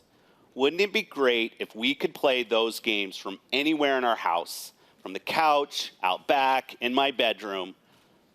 I'm here to announce that with Windows 10, we will enable streaming of Xbox One games to any Windows 10 PC or tablet in your home later this year. And I'm going to show you a demo of that on stage right now. So I'm now moving over to this Surface Pro 3 here. There it is. Now, if you follow me and watch what I play at all, you know I'm a big Forza fan. So I wanted to take this opportunity to show off one of my favorite games, Forza Horizon 2. You see it in my recently played games list here. Now, I've already set up a relationship between this Surface and my Xbox One in my home. I do that one time, the Xbox app will find all of the Xbox Ones in your home, and you set up that relationship. So in my games, it's actually showing me all of the games that are installed on my Xbox One and making them available right here inside the application. So I can click on Forza Horizon 2, and you see stream from the Xbox One. And we're starting the stream. And here we are. Now I'm going to pause state on Forza Horizon 2. In a second, I'm going to unpause it, and you'll see the game running from an Xbox One, streaming to this Surface Pro 3, and me controlling it with this controller. So here we go. Love this game. Now you can see frame rate, resolution. The game looks great. I'm playing against AI characters right now. I could be playing a multiplayer game. I'm going to try to pass at least one person. Yeah, okay. So we got past one. I can bring up the Xbox UI right here. Now, if I know I'm done playing with the click of a button, I'm actually able to turn off the console right here from the Xbox app as well. And I'm going to do that. And I'm back in the Xbox app. We think it's an amazing unlock for our Xbox One customers that they're going to be able to play the great library of games that they already own on any Windows 10 PC or tablet in the home. I hope you've enjoyed a look at some of the exciting changes coming to make gaming even better on Windows. We've seen how Xbox on Windows 10 will bring an entirely new integrated experience for connecting gamers across devices, and how Windows 10 is bringing new capability to games you already own. And how Windows 10 will unlock your existing library of games on Xbox One to enable play on all of your Windows 10 devices. And while Xbox is coming to Windows, Windows 10 is also coming to Xbox One. Joe did a great job of demoing amazing Windows features, and you should wait to hear more from us as those features find their way onto Xbox. Now, with Xbox moving to Windows, I don't think we're going to see millions of people using Excel on their Xbox, but I do know for developers that want to bring their application over to the television screen, this is going to make it very easy for them to do so. At Microsoft, we work hard to create the most fun and engaging games and entertainment experiences. And to be successful and to meet the high expectations of a passionate fan base, we have to put the gamer at the center of every experience. This philosophy is not only foundational to Xbox, but it's been central to the development of the gaming experiences on Windows 10. You have my commitment and the commitment of the entire Xbox team that we will treat gaming on Windows 10 with as much passion and energy as we have with the Xbox console. You'll see the result of that across the Windows gaming experience, in the games portfolio from Microsoft Studios and our partners, and in the Xbox Live service itself. New ways to connect with friends, new ways to extend your gaming experience across devices, new ways to make games even better, all with you, the gamer, at the center. Now, this is just the beginning of our discussion about gaming on Windows 10. We're going to continue this throughout the year. The next big beat for us is the Game Developers Conference in March, where you hear more from us on how we continue to build out the great gaming experience on Windows 10. You know, though, this wouldn't be an Xbox presentation if we didn't bring a little sizzle video. So here's a video of how all of this comes together. Please take a look, and thanks for your time.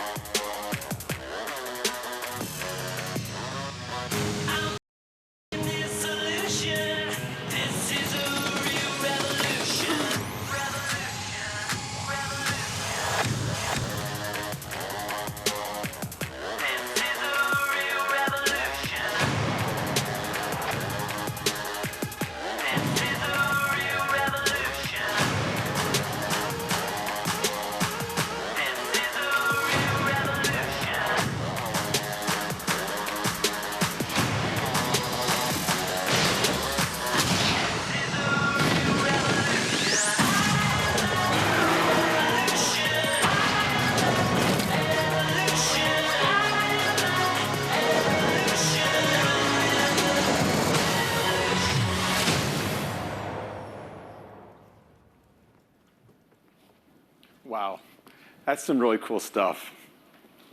Now, Joe and Phil just shared with you some incredible new Windows 10 experiences, and we don't want to keep you waiting. So in the next week, we will be releasing a new build of Windows 10 to our insiders. And then, after the Seahawks win the Super Bowl, we will be releasing our first build of Windows 10 on phones. And with these new builds, we will be increasing the number of languages which Windows 10 is available in from 4 to 25. As the features roll out, we are looking for that feedback from our insiders.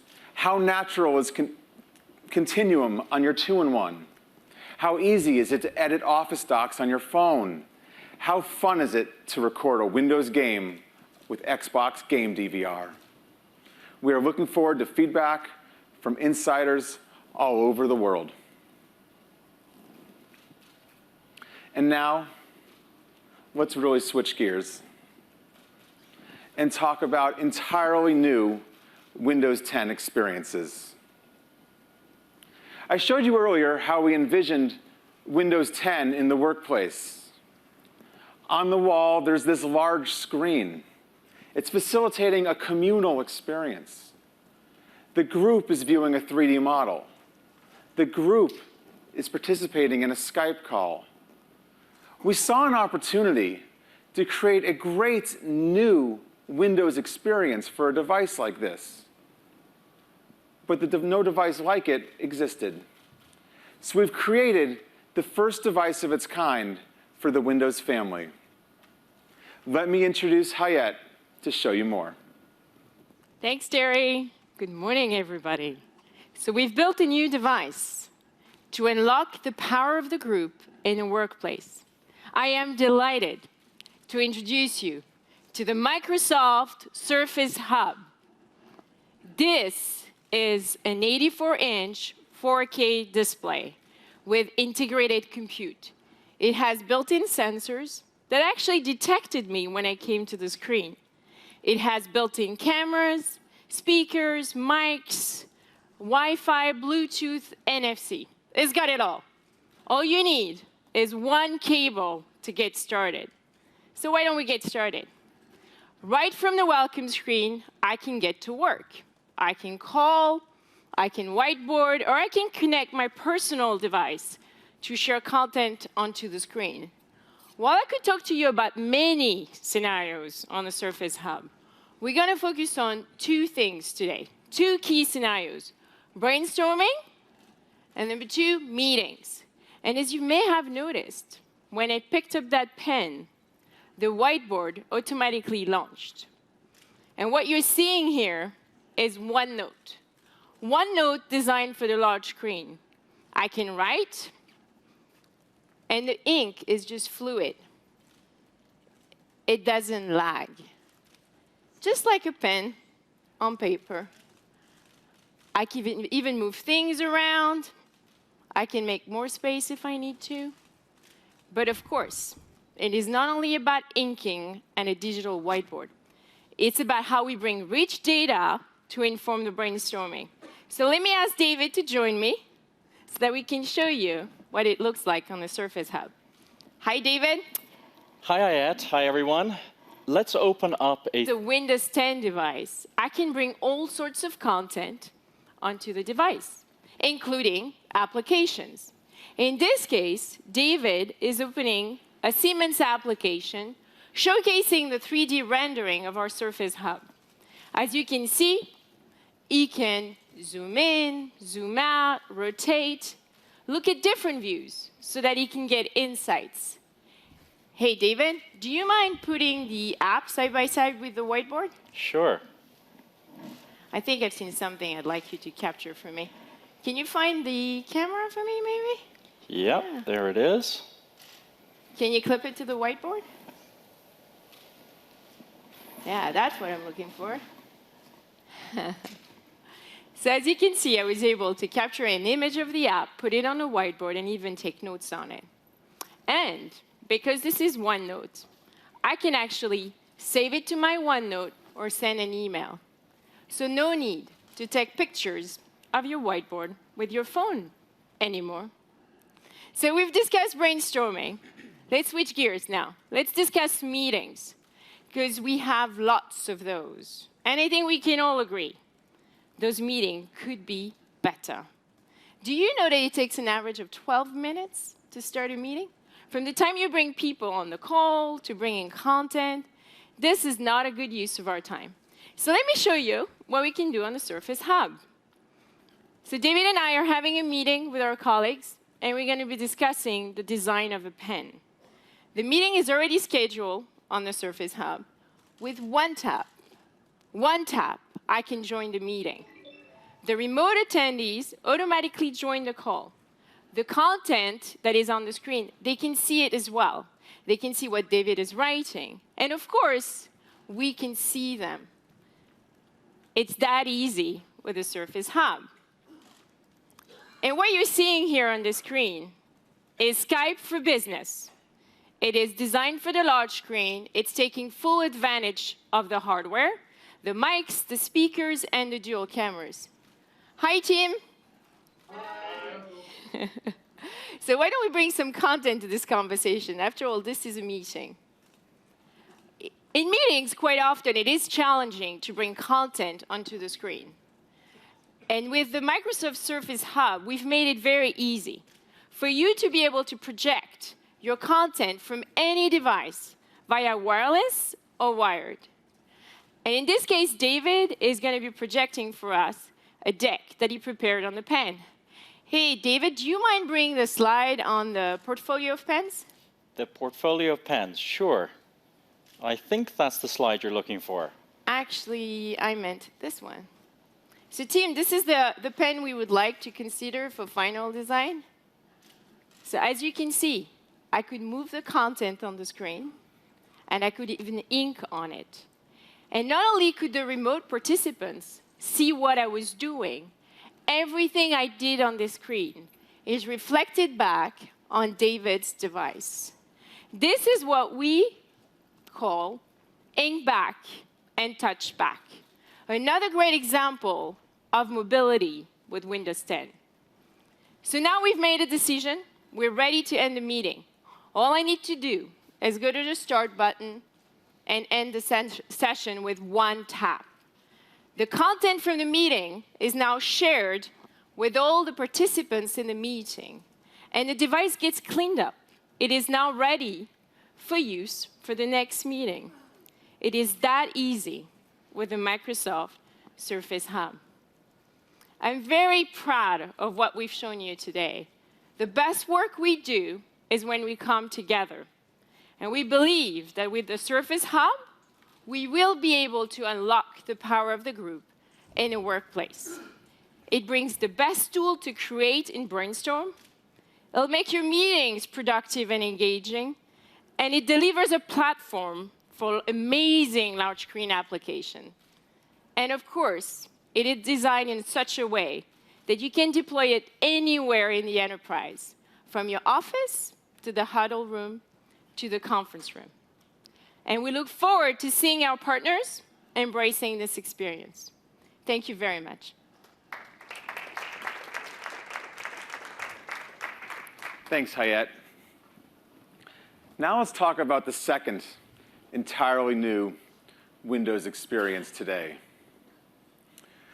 We were inspired by the idea of mixing our applications and games back into the real world. But obviously, no technology exists of its kind to make this possible.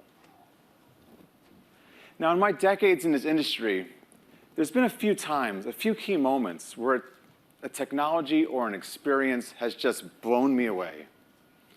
And we've created one of those experiences with Windows 10.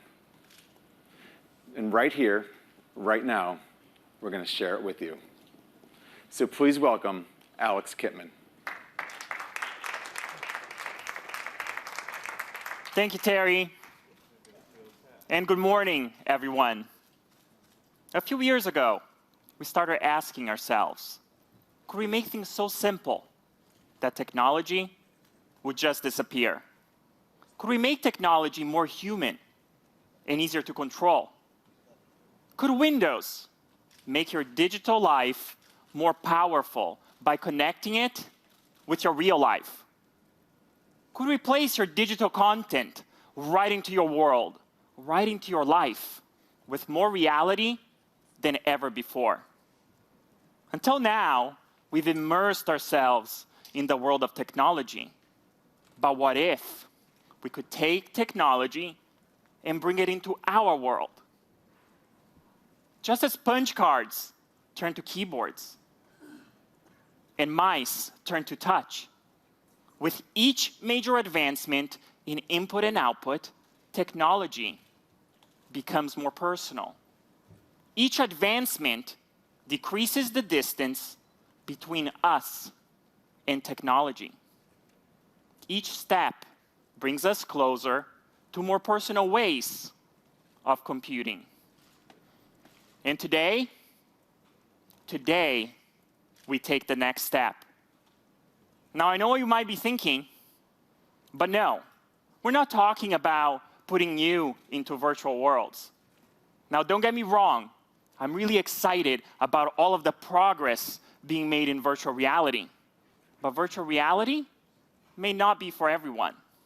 We're dreaming beyond virtual worlds, beyond screens, beyond pixels, and beyond today's digital borders.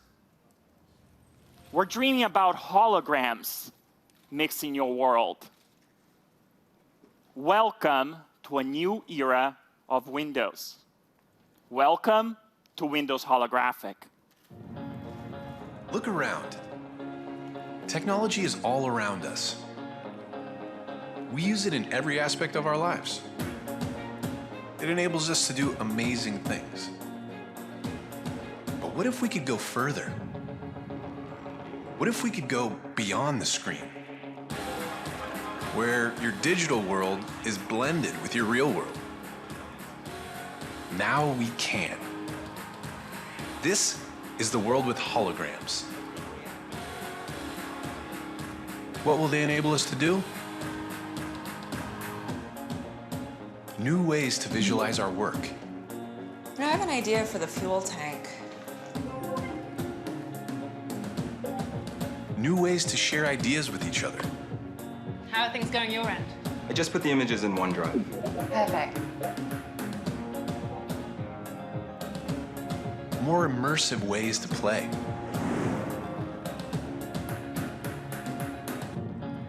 New ways to teach and learn. So put the new trap in the place of the old one. Now what? And tighten here and here. New ways to collaborate and explore the places we've never been. Look at this formation. Let's take a closer look.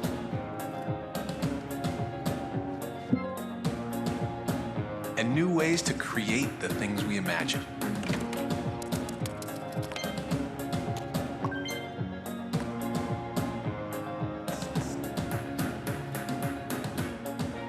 Because when you change the way you see the world, you can change the world you see.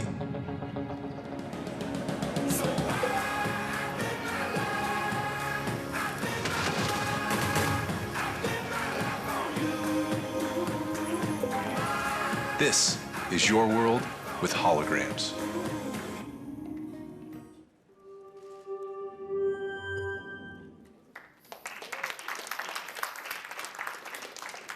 This is the world with holograms.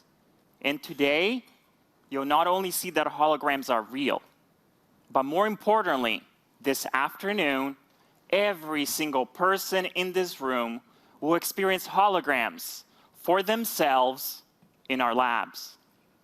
So how do we get here? Let's think by way of example about human beings. We are constantly processing terabytes of information from all around us. We are sensing and we're absorbing infinite noise and translating it into very simple signals. Just think about catching a ball. We can perform this action from a very early age. Nobody had to teach us about it.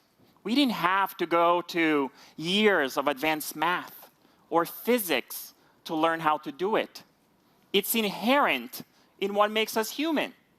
Now imagine if technology had the same sensing capability to process all of this input about the world around us so that we could see the world as we see it. That will give us new ways to interact with technology, new ways to communicate, new ways to create, and new ways to explore. That's the dream we've been pursuing, and that's what you get when you mix holograms in our world. Imagine an engineer seeing instructions overlaid and in the context of their work. Imagine an architect walking around their designs all while their clients are reviewing it remotely. Imagine a surgeon learning a procedure without ever having to pick up a scalpel. Or imagine my personal favorite. Imagine turning your living room into a surreal gaming environment. Now I know this sounds perhaps crazy, maybe even a little bit impossible. But this is why I fell in love with this art form at a very, very early age. In software, nothing is, at best, things are improbable. And with a little bit of luck and a lot of pixie dust, the improbable becomes possible, and holograms can become part of our everyday life. Holographic computing enabled by Windows 10 is here. Every Windows 10 device has APIs focused on human and environment understanding. Holographic APIs are enabled inside every Windows 10 build, from the little screens to the big screens to no screens at all. At its core, Windows has always been built with an ecosystem of partners. Throughout our history, we have brought new attributes to Windows in ways that empower not only developers, but also our device makers to unleash their creativity to the world. Windows Holographic was created from the ground up with that same heritage in mind. Want to create a holographic app? Easy. Developers, Windows 10 is yours. Holograms are Windows Universal Apps, and all Windows Universal Apps can be made to work with Windows Holographic. We invite you to unleash your imagination and come create experiences not possible on any other device or any other platform. Want to create a device powered by human or environment understanding? Build for Windows 10. Oculus, Magic Leap, Glass developers, and everyone else. We humbly invite you. Come create holograms. But we knew we needed more than just software to make holograms in our world a reality. So we invented the most advanced holographic computer the world has ever seen.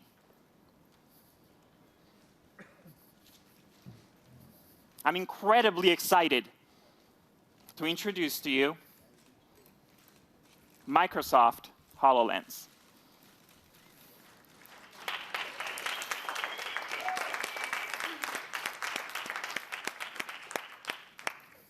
This is the first fully untethered holographic computer.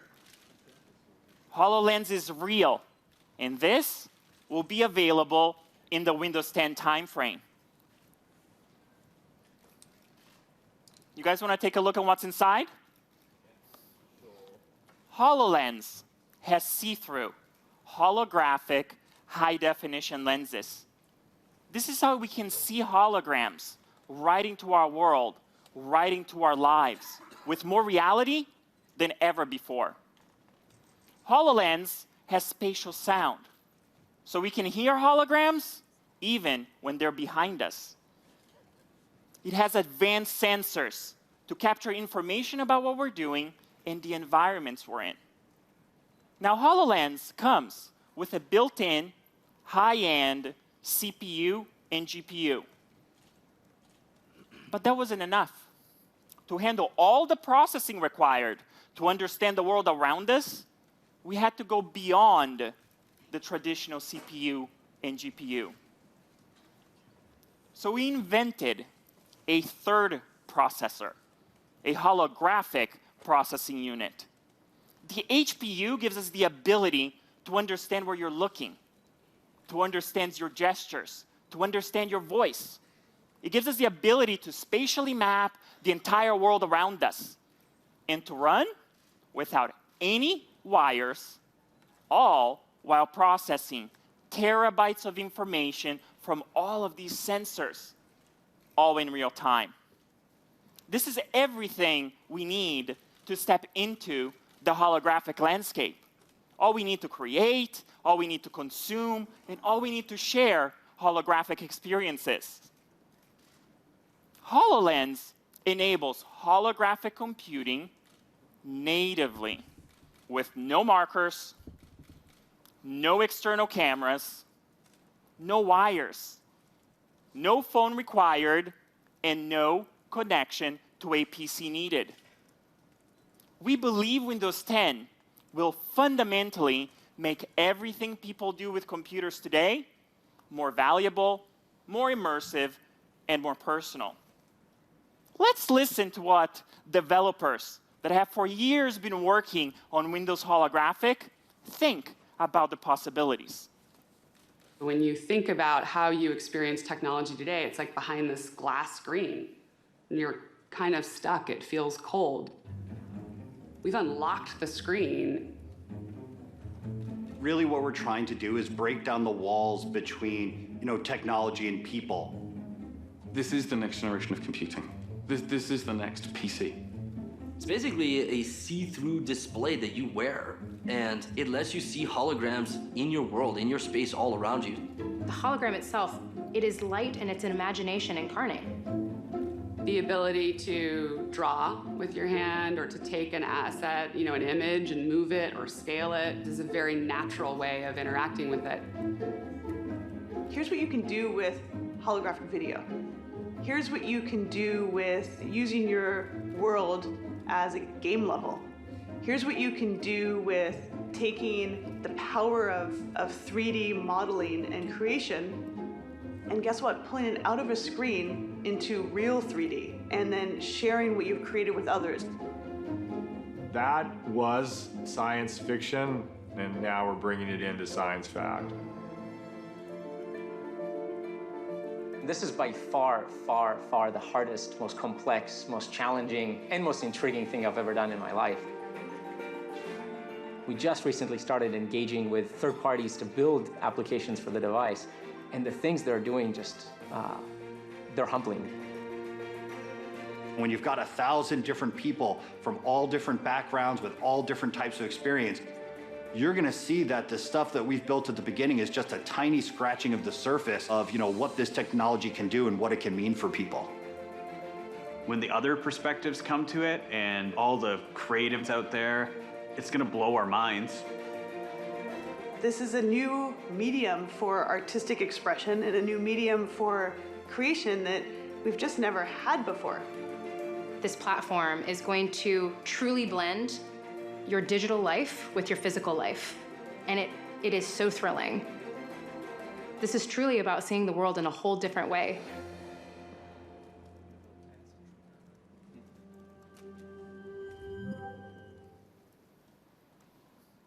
As you just saw, holograms are being sculpted by some of the most creative people around.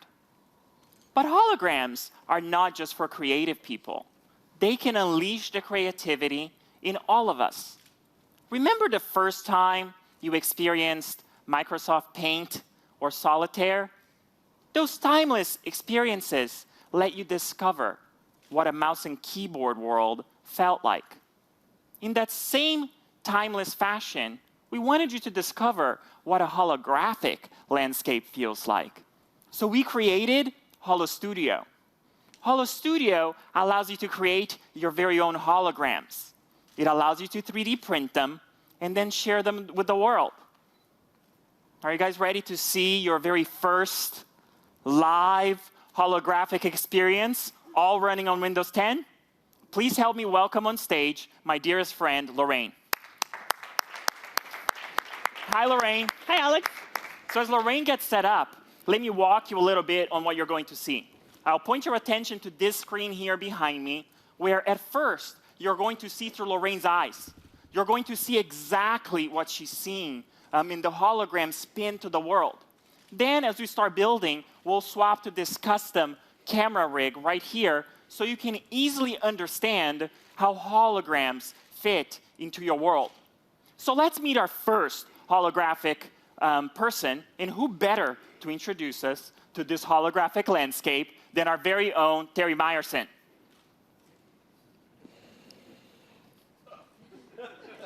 And look how well in pen Terry is. Now remember, Lorraine is seeing the hologram in space in real time. Shall we play it, Lorraine? Play. Nice work. Quadcopter.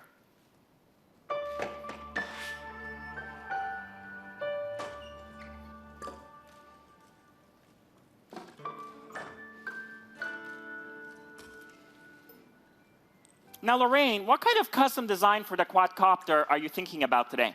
Well, I'm sort of a space nut, so I thought I would go with a UFO theme. And I think you'll see I've got this cool ray gun shape I'm going to use in a minute.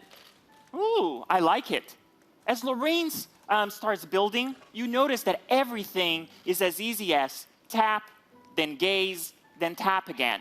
Now, voice commands are amazing in HoloStudio because HoloLens understands precisely where she's staring at.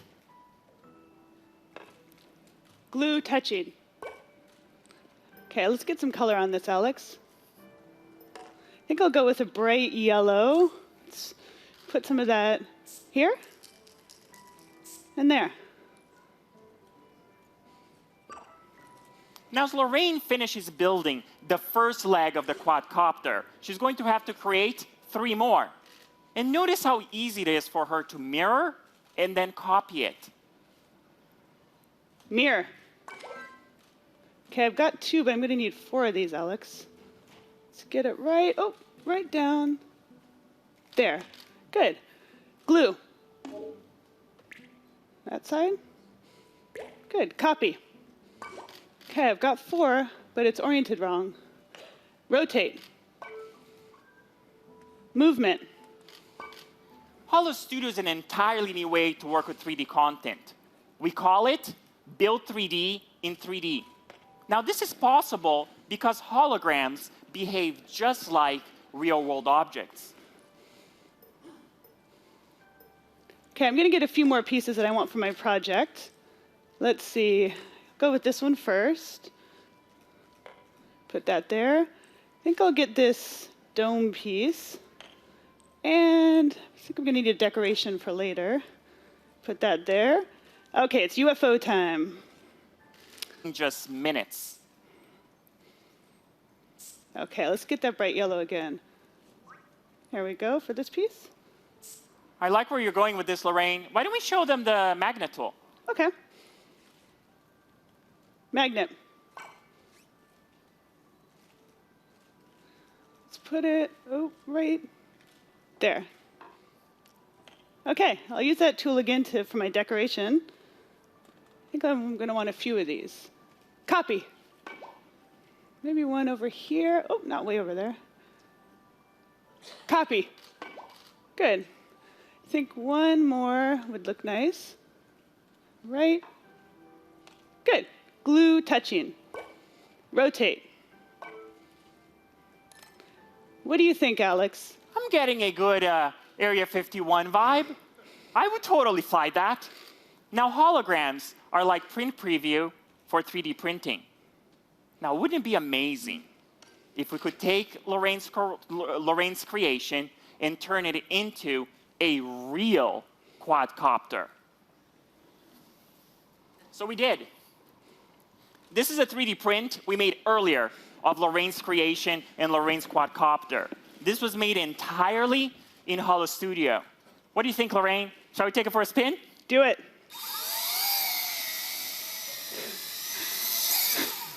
So much fun. Thank you. Thank you, Alex.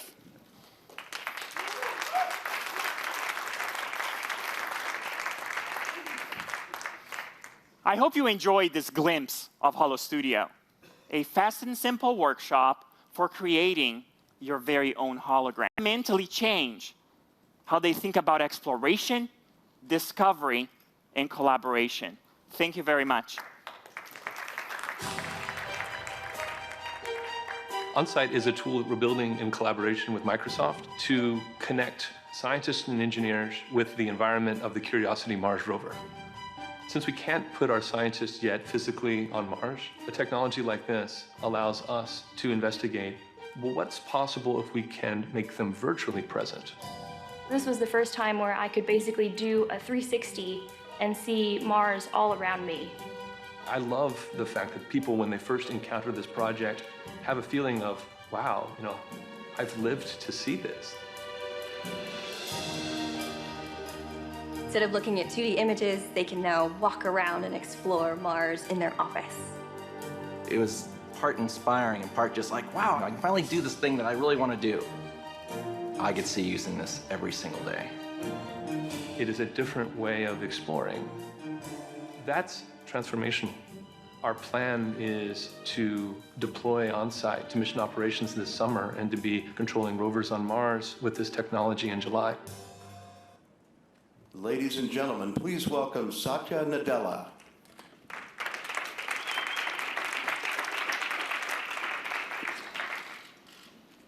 What an incredible moment. It's just amazing technology. These are the kind of magical moments that we live for. Our industry's progress is punctuated by moments of category creation. Windows 10 and holographic computing is one such moment. What you just saw in terms of the experiences, many of you in the room here are going to experience more this afternoon. You're going to play Minecraft. You're going to be able to see Skype in a completely new way. They're just going to be mind-blowing experiences. Today is a big day for Windows, a big day for what it means to our customers, to our partners, and to Microsoft. It is about Windows and our innovation going forward. It is about new categories, new experiences, and most of all, about new opportunities. It is also about our ambition and aspiration for Windows and its impact in the world. The fact that there are 1.5 billion users of Windows is incredible and humbling. It's a responsibility that none of us at Microsoft take lightly. But we have bigger hopes, higher aspirations for Windows. We want to move from people needing Windows to choosing Windows to loving Windows. That is our bold goal with Windows. I've talked in the past about Microsoft's mission being centered around empowering every individual and organization on the planet to be able to do more and achieve more. I've also talked about how we're going to go after that mission by focusing on things that we as a company can uniquely do and contribute, being the platform and productivity company in a mobile-first, cloud-first world, by doing excellent and world-class work when it comes to gaming experiences. Those are the strategies that are going to help us realize our mission. And Windows 10 is core to all of that, is central to all of that. Windows 10 is built for a world where everything, or nearly everything, both at home and at work, is digitally mediated, where you want to be able to interact with your computing environment in the most natural of ways, from speech to touch to ink, and now, of course, gaze and holographic output. Windows 10 is built for a world where there are going to be more devices on the planet than people. That means the mobility of the experience is what matters, not the mobility of the device. Windows 10 is built for a world where not only are you consuming lots of data and content, but you're generating lots of data about yourself, about your environment, and you want to be able to reason over all of that in a trusted way so that you can enhance the very experiences across devices. Windows 10 ushers in an era of more personal computing in a mobile-first, cloud-first world. You saw the experiences throughout the day. It's not just a checklist of features. It's that design sensibility that allows us to put the more personal into computing and build things that center around you. You see that in the way we've approached Cortana and how it knows you on all your devices and helps you proactively. How our Spartan browser will enable you to browse the web and annotate the web and share the web. How the Surface Hub takes something like joining a meeting and makes it easy and really brings the power of the team together in a meeting. The first time I had a chance to see HoloLens and experience what a NASA scientist can do in terms of moving the rover and then being able to walk onto Mars was nothing short of surreal. These are the experiences that make Windows 10 that more personal computing environment that people are going to love. I want to talk about 3 specific strategy points around Windows.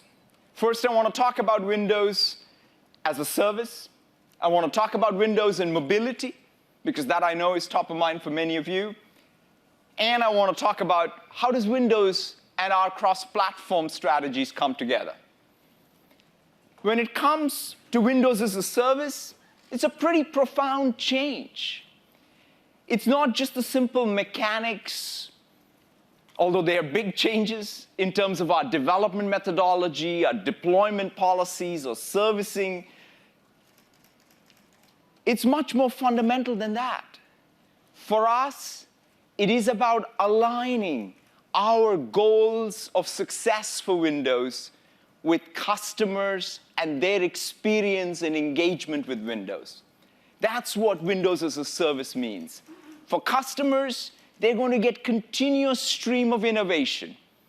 Not only continuous stream of innovation, but also the assurance that their Windows devices are secure and trusted. For developers, it creates the broadest opportunity to target. For our partners, hardware and silicon partners, they can, coincident with our software innovation, drive hardware innovation. And lastly, for Microsoft, as I said, it allows us to think of success, measure our success and our progress in a way that is aligned with customers and their engagement. We want people to love Windows on a daily basis. Let's talk about Windows and mobility. Throughout today, you saw an explicit focus on mobility of experiences. That's our worldview. In the full arc of time, when we talk about mobility, it is not about the mobility of any single device, but it is the mobility of the experiences across devices. That is what we are focused on. We are building into Windows the experiences from productivity to gaming, how Spartan and the browser comes together, how Xbox Live comes together to enable that seamless crossover across devices as you move around at home and at work. We also have unified our developer platform. The Universal Application Platform is what now runs across the phone, the PC, and the TV. And of course, now new categories such as holographic. And the fact that we've unified the application platform means developers can write applications that can target the widest set of Windows devices. We have a unified store that means creates a unified way for you to monetize as a developer. And we believe that's what's going to make us attractive for developers to write universal applications. And lastly, we absolutely are committed to bringing a great lineup of hardware. You saw some of the hardware innovation that's driving and stimulating demand with our Surface Hub and what we're doing with HoloLens. And you can be assured that we will do some fantastic work from the flagship phone to the affordable smartphone and have a full lineup of phones that will be available with Windows 10. Let me talk a little bit about our cross-platform approach. Simply put, Windows is the best place. It's the home for the very best Microsoft experiences. We are going to have services everywhere. But when it comes to Windows, we are not bolting on apps.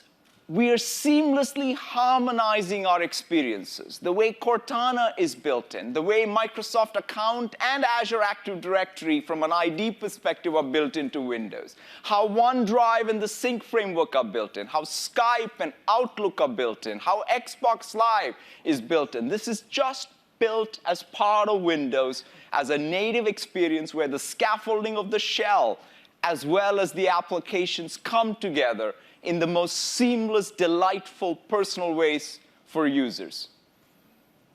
That's what we are doing with Windows. We absolutely are going to have our services and their application endpoints everywhere. But we absolutely believe that Windows is home for the very best of Microsoft experiences. There's nothing subtle about this strategy. It's a practical approach, which is customer first.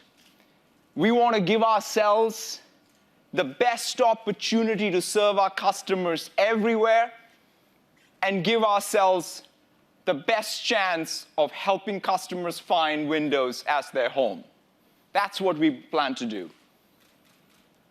Let me close out by talking about my own personal experience of Windows.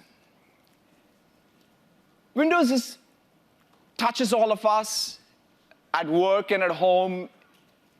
And for us who are perhaps close to this, each day we're reminded of the enormity of the responsibility that we have as we move the innovation of Windows forward. And to me, over the last year, there was this opportunity I had to go visit a school in the Bronx and see how the students there are using PCs to open up a completely new world for themselves, exploring, making things, learning to code. This summer, I was in an ICU room with my son as he was recovering from a surgery, and I saw all of these Windows-embedded devices and Windows PCs and tablets being used by the nursing staff and the doctors to take care of him. There cannot be anything more personal than that.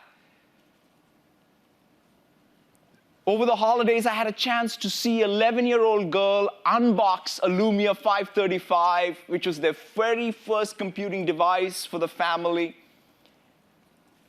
and get ourselves set up on Microsoft Account and all of these services and download Candy Crush and Skype and teach her parents about what it means to use those things. And this was in India. And that experience, that delight in that little girl's eyes left an undeniable impression on me. Those are the moments of true inspiration for me. And I know that that's what everyone feels. What you saw from Terry to Joe, Phil, Hayat, Alex, and everyone else. That's the passion that drives us. Windows, unlike any other product at Microsoft, does bring all teams together to build Windows. And so we are really looking forward to how our Windows insiders use the new builds of Windows, the new flights of Windows, and the feedback from that is very important. This is one of the most collaborative releases of Windows, and we're looking forward to that feedback cycle.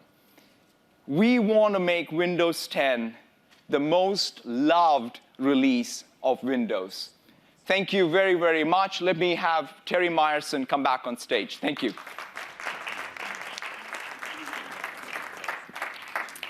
Thanks, Satya. Today, we expanded our device family. We showed you some incredible new Windows experiences, and we shared our aspiration to upgrade every Windows device to Windows 10. For those of you here with us this afternoon, you're going to get to see Windows 10 close up on phones, PCs, tablets, the Internet of Things, Xbox, and you're going to be some of the first ever to experience holographic Skype, holographic Minecraft, Holo Studio, and NASA's application to help their scientists walk on Mars. In the next few months, we're going to shift our focus to focusing on our hardware and software partners that are building great applications and devices with Windows 10. We have our Game Developers Conference. We have Mobile World Congress in Spain. We have WinHack in China. This all culminates at our Microsoft Build Conference in April, where we will be discussing innovation across the entire Windows 10 platform, including holograms and how Windows as a Service makes Windows 10 the best Windows development platform ever. This is a conference you're not going to want to miss. And then later this year, we will launch Windows 10, connecting with our customers through Windows as a Service, and there'll be some great new hardware from Microsoft and our hardware partners, including, yes, flagship Windows phones. I think you'd all agree, today really is a milestone in the history of Windows. I'm proud of the work the team has done. Windows 10 will forge a new relationship between us and our customers, consumers, developers, and the enterprise. Thank you for joining us today to discuss the next generation of Windows, Windows 10.